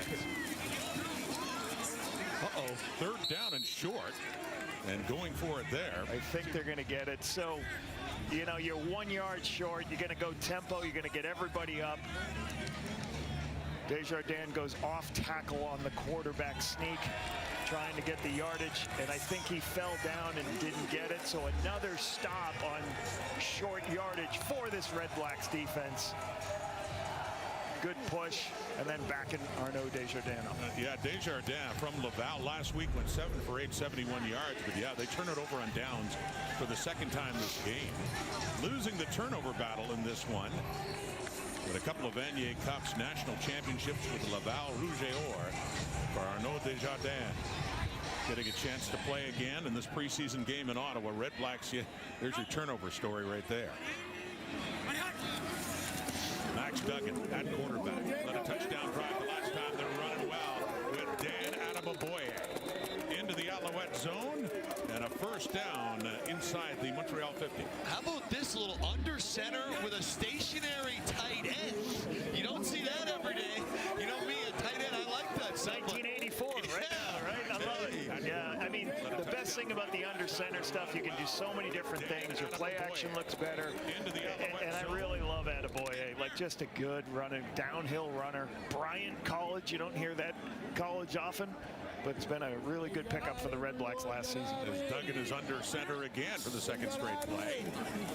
Rolling out to the right, off the fake, being chased, gets rid of it, and no, hits his target, but it does fall incomplete. Here's what I would say that's really funny about Max Duggan. I don't think he's ever been under center at TCU, right? Like, this guy never played under center at the college level. Lapo, here's a question for you. As an offensive guy right now, is there any thought process where, hey, maybe we throw some plays out there that I don't actually love, but I want teams to prepare for? Yeah, I probably wouldn't at this stage, just because there's so many different things. Like, I can tell you this, there are times where I wasn't calling the plays. So, you know, like, people go, oh, let's see what La Police called. And Buck Pierce called the plays. Or, you know, the D coordinator didn't call the plays, the linebacker coach did. So you try to keep evaluating players as much as you can. But here's an interesting thing you got to be good at, Luke, is at this part of the game, you don't know which O-line's in. So you have to have a depth chart of which offensive lineman's in. I want to get Ethan Jordan touches. Where is he on the field? So your coaches have to provide you with a depth chart so you can make calls through all these situations like, hey, how do I protect the O-line here? Because you're going to have some young O-linemen. How do we put them in situations? Because bottom line, you're trying to get as many reps as you can to see these young players. Well, they forced the turnover and downs twice. Let's see if they can convert here on third down and 3. The fake, quick throw, but no, that is in behind and down too low. So the first turnover committed by the Ottawa Redblacks in this game as they'll head off the field. Past the midway point of the third quarter, they lead at 20-3. Well, get your popcorn ready. We're going to flash back to Hall of Fame receiver Terrell Owens. Back in his Niners days, later played with Dallas, and he's got a son who later went to San Fran but is playing in this game tonight. Tariq, let's go back to Claire. Thanks, Rod. Yeah, Tariq Owens is trying to crack this Montreal Alouettes roster, and I spoke with him before the game, and he admitted to me that growing up, he knew of the CFL, but he didn't know much about it. But that changed when in the summer one year, he started training with former Montreal Alouettes player James Letcher, who's now with the Saskatchewan Roughriders. And he said what really piqued his interest in the CFL was finding out about the waggle. Now, you'd expect with a dad like Terrell Owens, Tariq would have been playing football at a young age, but he didn't start playing till his sophomore year in high school. Now, the best advice his dad gave him is the best ability is availability, and Owens told me the Alouettes want him to ball out in today's game, guys. Great bloodlines there. Thank you, Claire. Throwing is Morgan back in the game. Well, let's have a look at Tariq Owens. You mentioned he got a chance with the 49ers. Yeah, pretty special there. You know, I thought he did a great job. Obviously, I think that's Sam Darnold throwing crazy. The football Look at that. Which is a bit interesting seeing him in a Niners jersey. Look at that. Obviously, it's got to be a pretty special feeling to wear the same uniform that your dad wore. That's pretty cool. A Hall of Famer, so pretty special there. trying to make the Alouette squad. Mentioning James Morgan back in. Took a series off Desjardins. Now throwing it deep. Had a receiver open. Nearly had it too. As that was Stroman. Dalton Stroman had a shot at it, but it's incomplete. Back to Owens, you know, you hear these guys talk about, Luke, the biggest thing, like as an American coming up to coach in this league, the waggle is what blows everybody's mind. You mean all these guys can motion? And how many guys up and down the line of scrimmage can motion? And that's the thing, the receivers have to figure out how to use that to their abilities and their opportunities. Yeah, and I'll say this too, with the waggle, being able to waggle well on the line of scrimmage laterally is also something I don't think gets talked about enough. Pretty wild. I used to have a coach who used to say, watching your film gives me a headache. It's like reading in the car. You have so many people in motion. And the punt there by Burgess. No shot at all for Stewart as it rolls out of bounds. Final night of the preseason. They start playing for keeps next week in the CFL. Balmy out here. Last week was the annual CFC Prospects game. In the history of that event, there is only one #1 pick overall. That was this year, Giordano Vaccaro out of Purdue from Winnipeg, Manitoba, and goes to the Ottawa REDBLACKS #1, and there he is now in the game, and there's his proud pop. Angelo looking on. See his son, the top draft pick in 2026, getting in for the Ottawa REDBLACKS.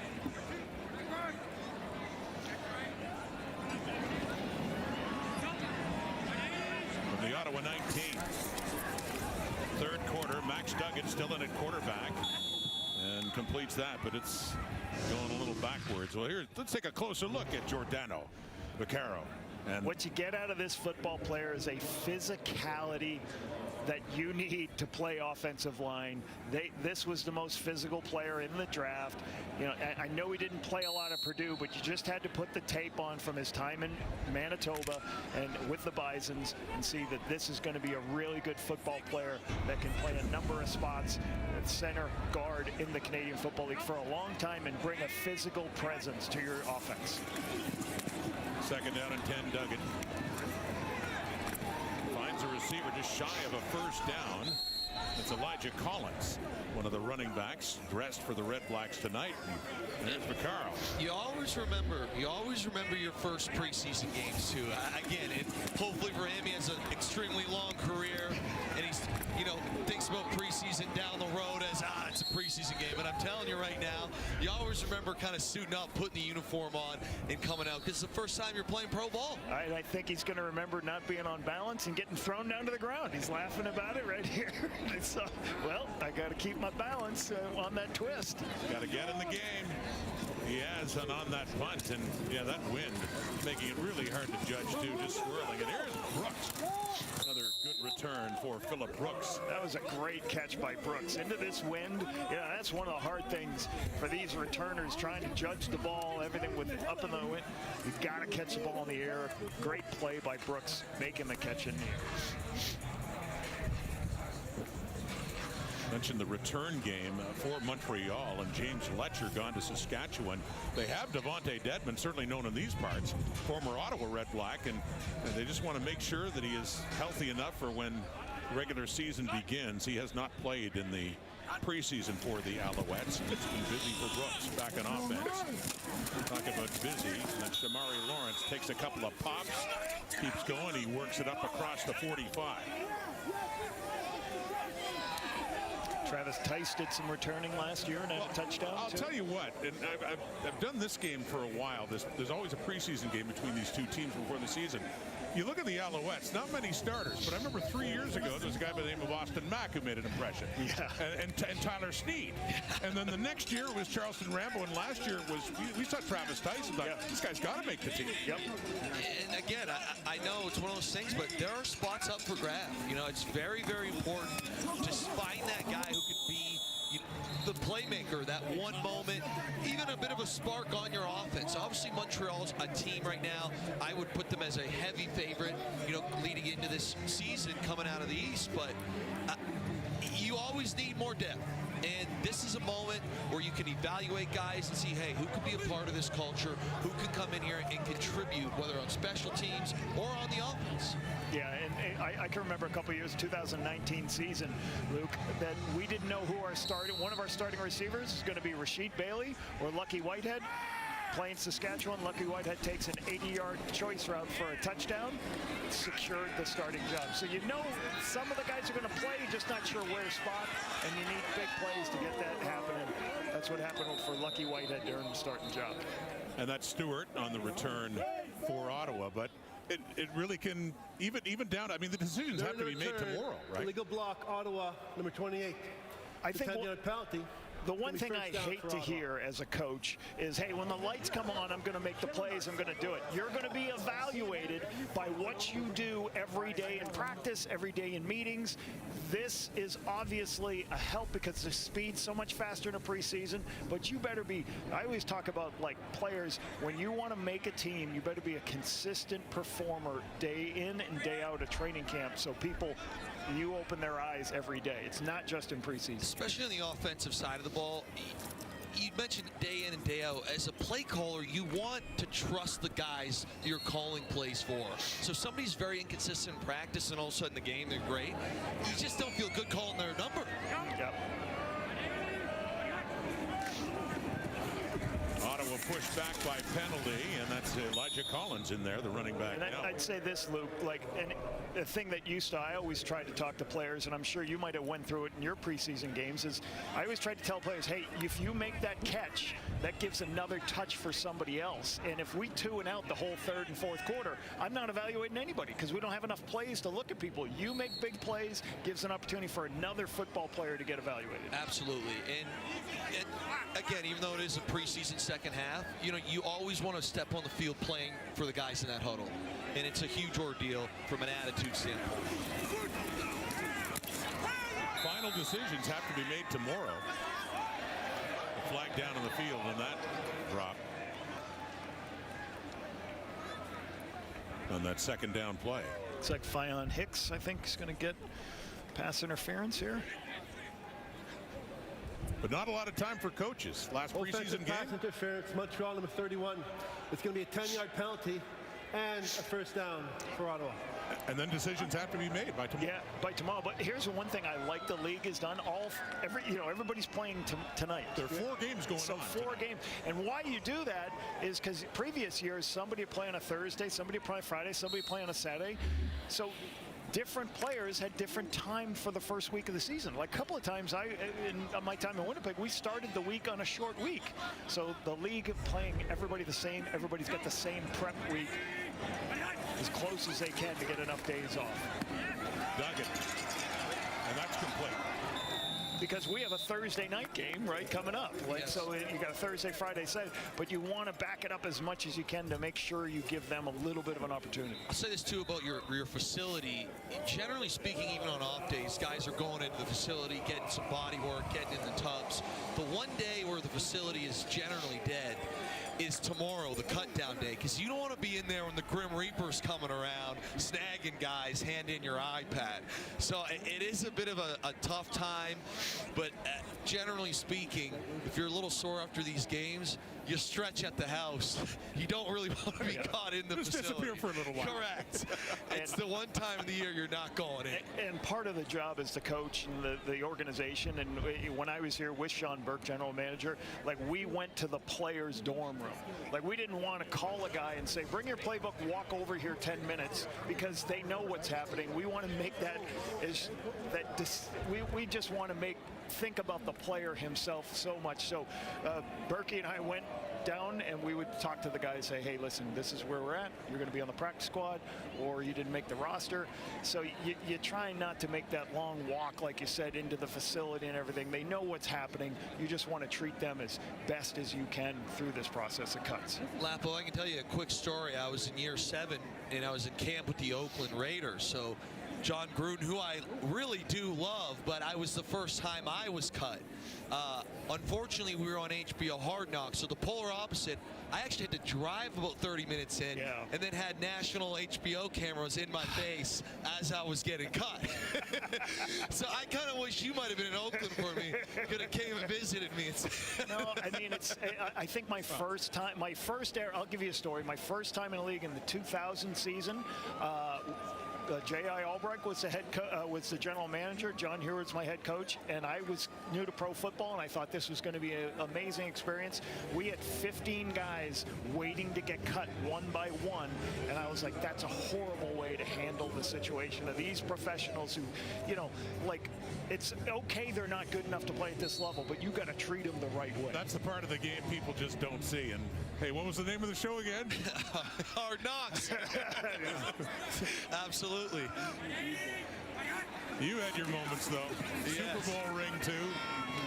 To further, it's funny just hearing these stories about different guys. To me, the first experience with cuts that were a bit tough in Detroit, Matt Patricia actually had us practice, and the Grim Reaper, as we called him, would pluck guys in the middle of practice. Wow. It was almost like the walk of shame. Not great for team culture, I'll be honest with you. Either you say either don't show up or just go in a different direction when you're leaving. No, I can't talk to you right now. I don't like the sound of that. Well, final preseason game, big decisions. Roster finalized tomorrow. Still a quarter to play, though, and the REDBLACKS are leading by 17.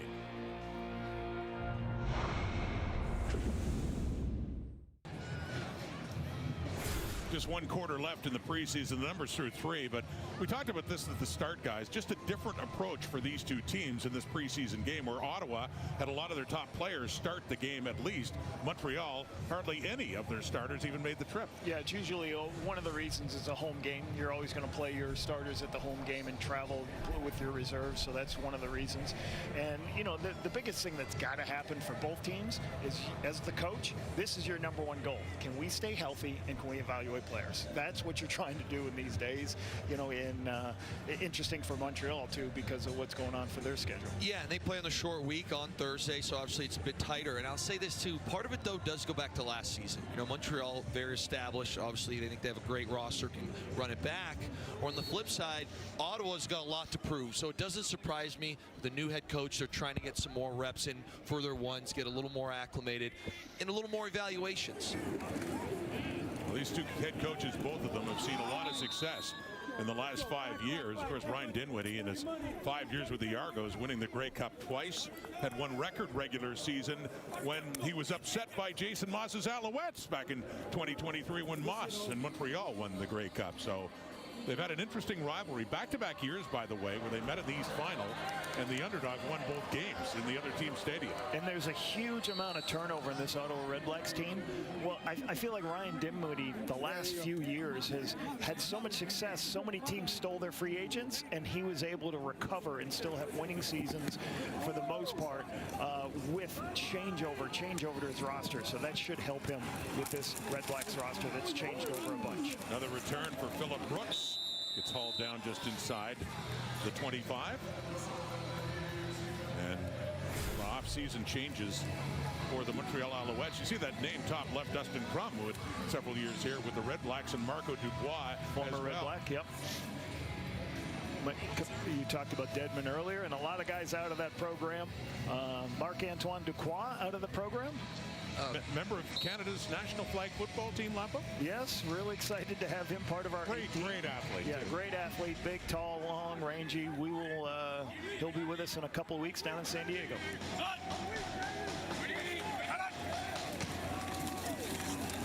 Still Morgan, a quarterback intercepted, and a little gift to take home for a touchdown. Picked off by Marcus Barnes. Preseason tutty.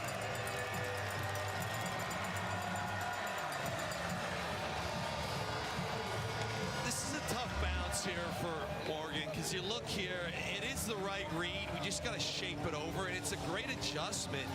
It looks like a blitz, and then all of a sudden you have, Barnes has the recognition of what the play is, and he fades into it. So, it is a tough one. You'd like him to float it over there, but at the same point, it's a great defensive play. Coming in on the pressure, seeing that they're rolling or throwing into the flat your way, and being able to make that quick adjustment. Yeah, you'd love him to pull the ball down, move his feet. Defenders in a bad position to be ready to jump. But great play by Barnes. Marcus Barnes and a quick pick 6 for the Red Blacks. In his first year at a William & Mary. All donations to the Barnes Foundation. Thank you. We got to make these extra point kicks, so I'll be honest, it's a little concerning. You can see Barnes blitzing off the edge, so he's a little bit wider than the defensive end. So you just got to get a feel and see him there. I do think number 71, he's got to be in a position where he can. If this is thrown behind the line of scrimmage, which I think they were trying to do, he can block him at the line of scrimmage, so he's not a threat. He doesn't see it. There's the pick 6.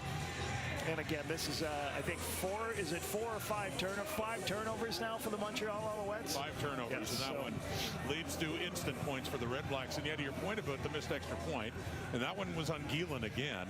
But it's just a different time now. Lewis Ward for years was the guy, and now Brett Lother, of course, coming over from Saskatchewan. And again, in a game like this right now, I get, it's a 4-quarter preseason game, but you want to execute. You want to execute everything, and they matter.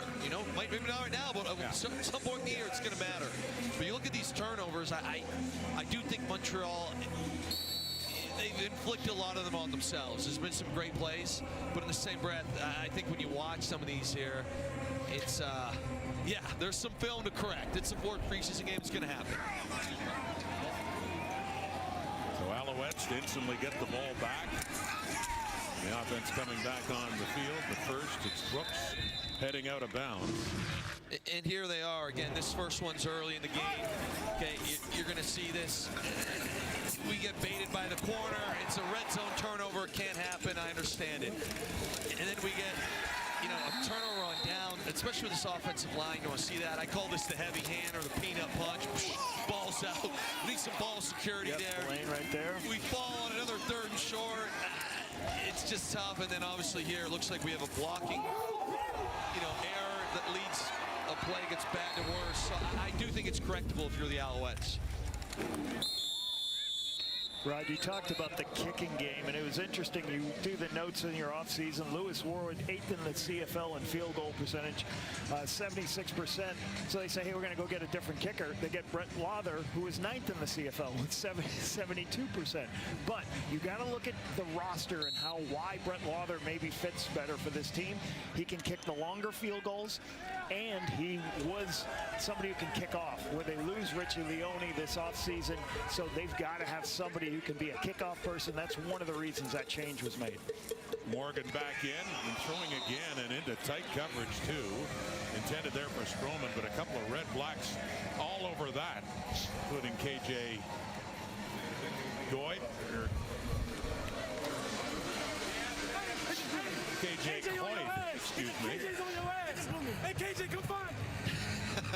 The boys are excited on the sideline, though. You love it. They're fired up. Right to the end. 12 minutes in the 4th quarter.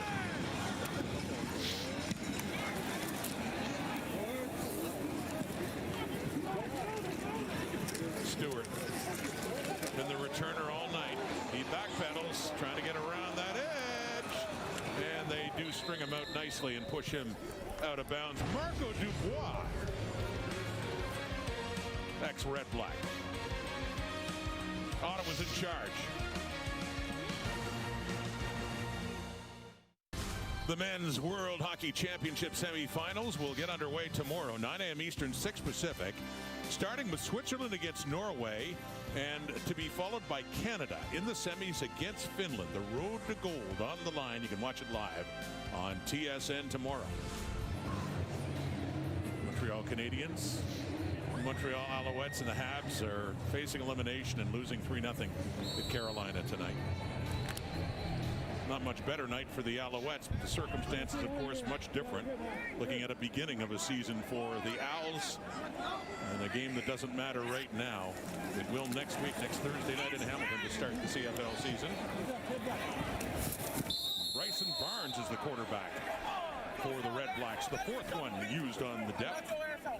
Good play action, get him around the edge, let him use his legs. He doesn't like the throw it outside.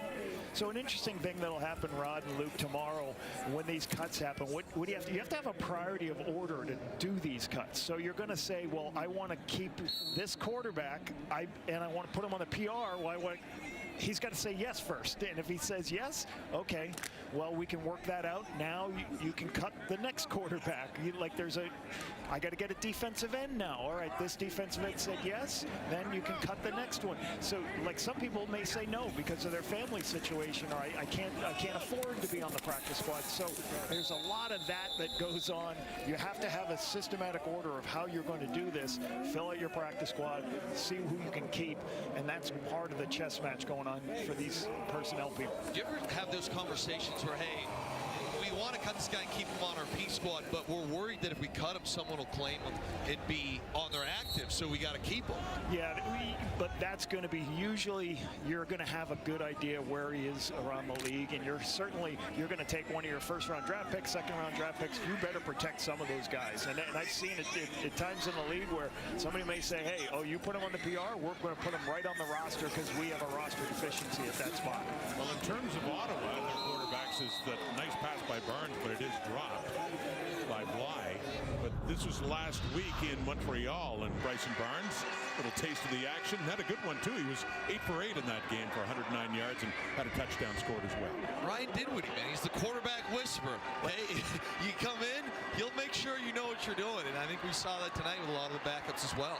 And I just like that Barnes used his legs really well when you watch that film last week. He did a good job of, hey, for the young quarterbacks that come into this league, it's easy. It happens so fast, your legs can slow down a lot of things. And we know at the top of the chart, it's Jake Mayer and Drew Brown, and then you saw Matt Duggan earlier. This is the fourth quarterback used tonight. And Barnes completes that one, and that is up inside the out zone, inside the 40. Bro, Ray got to throw the flag. And I'll say this, when we talk about cuts and those sort of things, and it's a tough time of the year, but in the same breath, it's really cool, the game of football, because to me, and I used to say this all the time, you submit a resume for a job, you're writing words. Right now, these guys, this is their resume. It don't get more clear than this. Hey, you want to know how I can play football? Watch the film. So it is a very cool opportunity for a lot of these guys that are playing right now to write their own resume, whether it's toughness, aggression, making plays, grit, whatever it is. And a point you made earlier, other teams are watching. They'll watch the film of this, and if they don't make the Red Blacks or the Alouettes, could be somewhere else. Absolutely. They're buzzing this game. It'll go league-wide, and that's all games. Barnes to the end zone and falls short, incomplete. Quick story about that 2019 season. We get a couple injuries. We don't have a returner. I'm coaching in Winnipeg at the time as the offense coordinator. Well, in one of the preseason games, this guy had he had a return touchdown, but Hamilton had some other returners who were really good, so they moved on from him. What was his name? Janarian Grant, one of the best returners in the Canadian Football League. He showed up. Guys, I swear to God, he didn't say a word all week. Sat in the back of my meeting rooms as a receiver, and I said, who's going to be our returner? And I said, oh, the Janarian Grant kid. I'm like, that guy just got here? And he had 2 return touchdowns in his first game to help us beat Calgary. He did his talking in a different way, didn't he? Yes, but like Luke said, he performed well in preseason. Bryson Barnes at quarterback. Under pressure, gets rid of it. A couple Alouette defenders there to make sure nothing happens there. And the intended target, that's Kajaya Holloway. Yeah, all right, buddy. He's trying to stay warm, I bet. Fired up. That's Takarius Keys.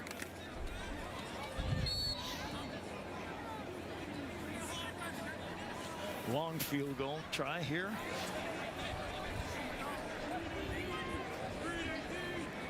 .46-yard field goal here, but the wind looks like to be at his back. For Paul Geelan. And it's drifting right. They take a knee. Brooks does to put another point on the board via the Rouge. Still there under that circumstance. Yes. 27-3 halfway through the fourth. Ryan Dinwiddie announced a big decision earlier this week. With more, we head back to the sideline in Clara Hanna.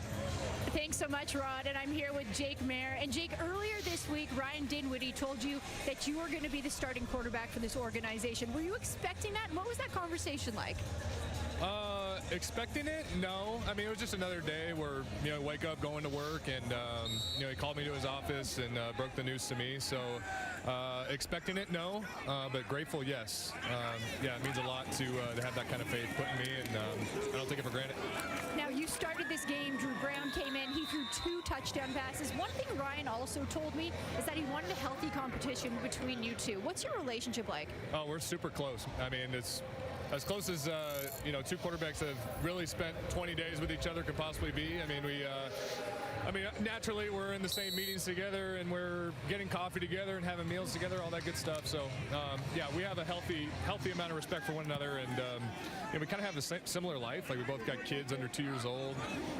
We're both kind of in similar stages in our career, and we came into the league together. So it's kind of one of those things where we just have a great understanding for one another. Thinking back to your career, I remember covering your first couple of games in Calgary. You become the starter there, but then you become the backup. Then you go to Saskatchewan where you're the backup. What kind of perspective has that given you for your journey in your career?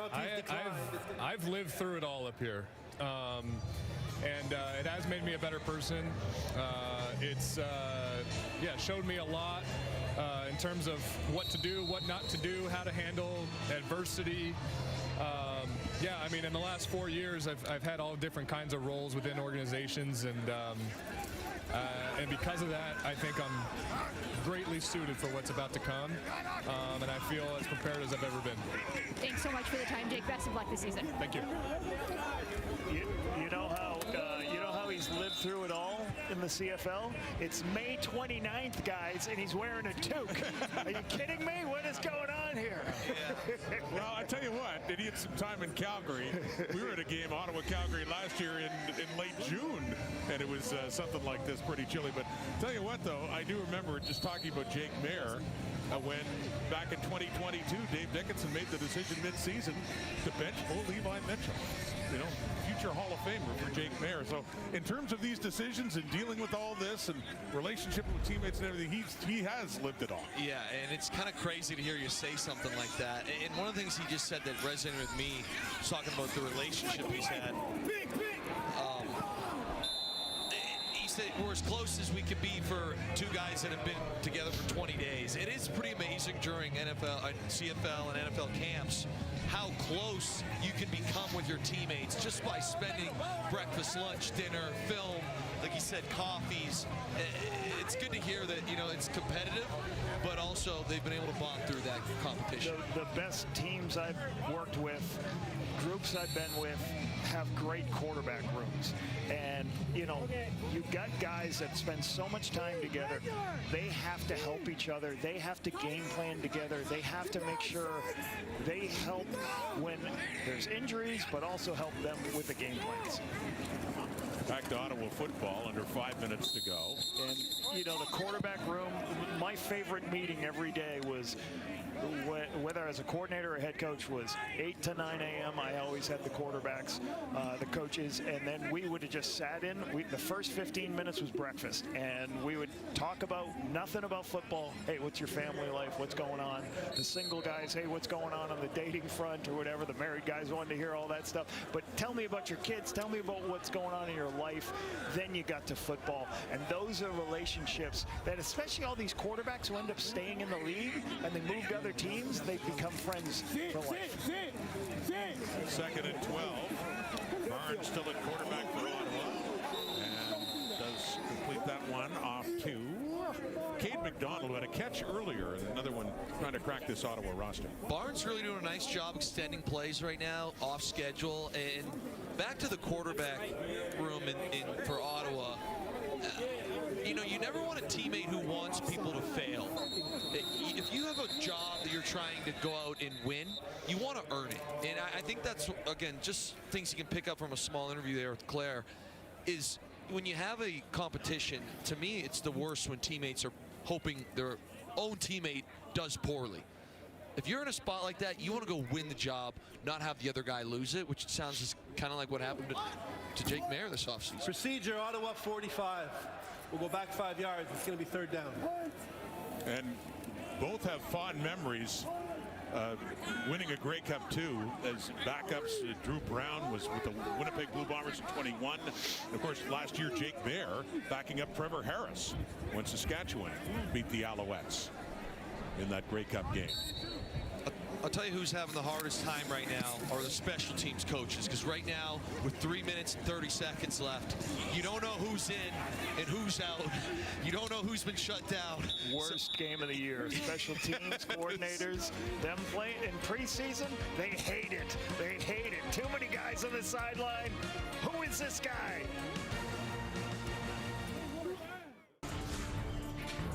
Roland Garros, it'll continue tomorrow with early round coverage starting at 5 a.m. Eastern, 2 a.m. Pacific time on TSN and TSN Plus. Novak Djokovic losing today to Joao Fonseca, the youngster beating him in 5 sets. Opening men's play. It's getting late. That time for bed. Time to put this preseason to bed too, don't you think? Yes. Let's get to the real Thursday night. Start playing for keeps. 27-3 here. Just a couple of minutes to go. Alouette football. Nathan Udo. We saw him earlier, first half. One of their draft picks out of the University of Manitoba. Udo's gotten a lot of snaps tonight. It's been kind of cool watching him play. You know, hasn't caught a ton of footballs, but they've really used him a lot in the run game, almost like a glorified tight end. Yep. So that could be a role that, you know, they're trying to develop with him. Hey, see if he can be a little bit of a Swiss Army knife, kind of jack of all trades. That was Laval to Manitoba there. Yes. Connection with Arnaud Desjardins back in at quarterback for Montreal. So this may be a little change that people may not know. We've at the 3-minute warning right here. Like we said before, the 3-minute warning now will stop at 3 minutes. Previously, it would have gone all the way till the 20-second clock is down. We have 3 minutes left of the preseason, everybody. Exactly. Preseason just about done. Season kickoff, week 1. Luke and I'll join Dwayne Ford in Hamilton for the Alouettes Tiger Cats. Lapo, you're staying here for Ottawa and the Edmonton Elks. That's coming up next Saturday, but can't wait to get it started with 3 games opening week in the Canadian Football League, and hopefully it warms up a little bit too. Absolutely, but I'm really looking forward to that Thursday nighter. I mean, 2 great quarterbacks, 2 great teams. There should be some fireworks in that bad boy. Rematch of the Eastern Final last year in Montreal, breaking the hearts of the Ticats and Bo Levi Mitchell. It's such a tremendous year runner-up for most outstanding player. Looking forward to seeing this all get going. A lot of Alouettes just watching this game tonight back home. Pretty cool for Arnaud Desjardins to get in. Like, you know, he called me a couple weeks ago. He was one of the guys with us in flag football with our 18, and he's like, hey, the Alouettes just called me to go, and I said, go get as many reps as you can. It was in Laval, their training camp. He was there. He was able to get there and spend some days with him. Had a good week last week. He'd like to have that one back, you can tell. Yeah, a chance to give Owens a catch, but went in behind him. But great career at Laval. One of the many greats to play for the Laval Rouge et Or. 2-time national champion, Arnaud Desjardins.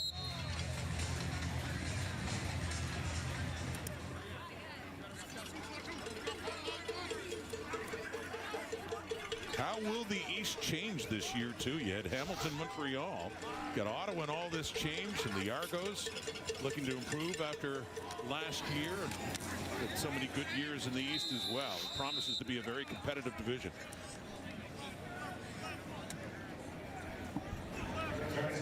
Yeah, you look at the Argos, did that game last week, and just seeing so many players come back to the Toronto Argonauts that had left, personnel people. Like I said this last week, I was at the Combine this year, guys, and I'm like, geez, who's that guy? It looks like John Huffnagel in Argo gear. Yeah. I'm like, oh, it is John Huffnagel. Strange to see him trade red for blue after all those years, so much success with the Calgary Stampede organization. As coach, general manager, executive, and now, yeah, with the Argonauts. Jim Barker back, our old TSN panelist, is back with the Argos. They got a Windsor boy, Dakota Shepley. Yep. Dakota Shepley. Big offseason signing. Huge first time. Little Windsor grit. Yeah.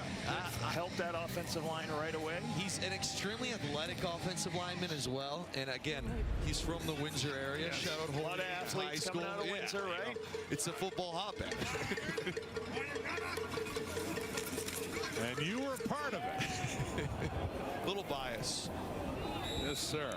So under 2 minutes to go now. But yeah, the 3 games you mentioning, all the Alouette players resting tonight with the short week and then heading off to Hamilton Stadium next week to open things up on this season. Yeah, and these decisions are made for Jason Moss here.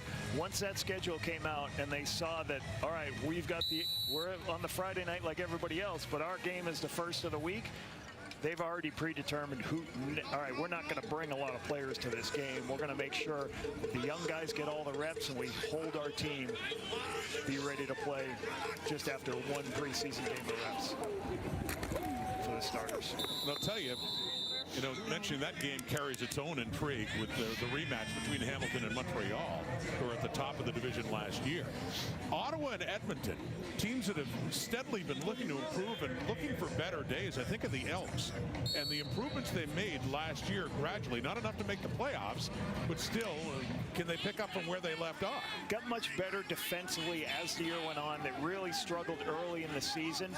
Cody Fajardo made them better immediately when they made the quarterback change. So interesting to look at what's going to happen for that team. There's a greeting as Lawrence, who's had so many touches on this one, and it's Roe Torrance coming in to say hello. This game nice tackle.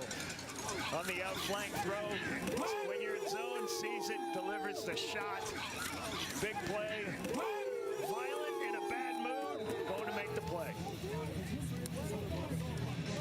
Don't take any plays off, right? Yeah, right to the end. That's a tough hit right there to take. Yeah, it's a minute 34. It's a bit of a suicide pass. Yeah. Telling the quarterback, hey, buddy. Come on, my guy. You didn't have anywhere else to go with the football? It's 27-3. There's a buck and a half left. Yeah, I didn't really want to eat that one on the chin. Yeah, bit tough. Like we talk about the games next week and the Edmonton-Ottawa game that I'll be doing, like the Elks, everyone expects them to be better, and I do. Yeah. And it's like, well, they'll have a better record. And I'm like, boy, like Saskatchewan's really good, and the BC Lions are really good, and Winnipeg will be better. It's just interesting. Like you say, well, where do those wins come from? And that's not a slight on the Elks. It's just every team's going to be better. And Ottawa's expected to be better. And we've seen several times over the years when it was hard times for both the Red Blacks and the Elks. They kind of needed each other, but, someone's going to lose that game. Right, like every weekend somebody loses, right? And you get half the teams win, half the teams lose, right? That's what's going to happen. The sleeper that no one is talking about enough is Winnipeg. Winnipeg, I thought, had some awesome off-season additions. And then you add, I think it's, a big upgrade at the OC. They didn't really kind of mesh well last year offensively. Tommy Condell heading out there, I think, is a big ordeal as well. So I think that Winnipeg needs to be taken pretty serious this year. They got to, Winnipeg has got to get back to what they used to do, and they protected the football and took the ball away. They struggled turning the ball over last year. They just got to protect the football, and they'll be in a good spot. Somebody's going to have to keep up with the BC Lions and their explosive abilities as an offensive unit. But back to Edmonton. Edmonton is, to me, the most interesting. Because if you look at the last season, kind of like you said, when Fajardo got in there, obviously he turned it around. But also, there's a lot of games where I think they should have won if they executed a few plays. Yeah. So they were very close, kind of sneaking into the playoffs and lost a couple tight ones. I didn't really think they were that far away, and they also had a couple good additions this offseason. Oh, now this is nasty gamesmanship on the scoreboard. Total points scored tonight. You got Carolina with 4. You got both. You combine the score of the Canadians and the Alouettes. That's a cheap shot, isn't it? That's tough. Tough night for Montreal sports fans with the Canadians. This a preseason game that, not comparing the significance of it. Carolina's an impressive hockey team. They are. And I don't know anything about hockey, guys. But I know that. But the Canadians, though, certainly with the run that they had in the playoffs, just up against a tough opponent tonight. And we got a Carolina fan. There you go, buddy. Checking out the Red Blacks. Congratulations. You think it's a Offside, Carolina Montreal number 82. This guy the didn't penalties even decline. It's going to be second down. He didn't even watch the game, guys. He knew. He's like, I'm not going to the game. See, I'm wondering if he's not a Carolina fan. He's just an Ontario fan. You know, right now, I know there's a lot of Leaf fans in Toronto that are not pulling for the Habs. Maybe he's just cold and found the jersey somewhere. Carolina and Vegas, Stanley Cup final, and the CFL's about to get going. The last tackle of Shamari Lawrence with 2 seconds on the clock. So preseason, yes. Final thoughts on this one? I would just say I think for Ottawa, what you see here is a really good thing. You see Drew Brown, Jake Merritt. You've got what the issues have been for this team over the last couple of years is injuries, and you have to have a young quarterback or no productivity from the second-string quarterback. I think they got that, Luke, with this 1-2 punch of quarterback. Absolutely, and I think for Montreal, we're buzzing this film maybe once. I'm not even sure we'll watch it as a full team. Watch it on the way home. And we're on to Hamilton. Yeah. You know, it's a short week. You're playing on Thursday. You didn't have your starters. A couple position battles you need to see. You grade that out, and we go on to Hamilton. They've got Jake Mayer. They got Drew Brown at quarterback. The Ottawa Redblacks will start at home a week from tomorrow against the Edmonton Elks. And for the Montreal Alouettes, they finish up their preseason, and they get set to take on the team that they beat in the East Final last year. We've waited a while. We can't wait any longer. Preseason's done. It's time for the CFL regular season to begin, and we will join you from Hamilton for the Owls and the Tiger Cats to get it started. Thanks for watching, everybody, and we'll see you Thursday.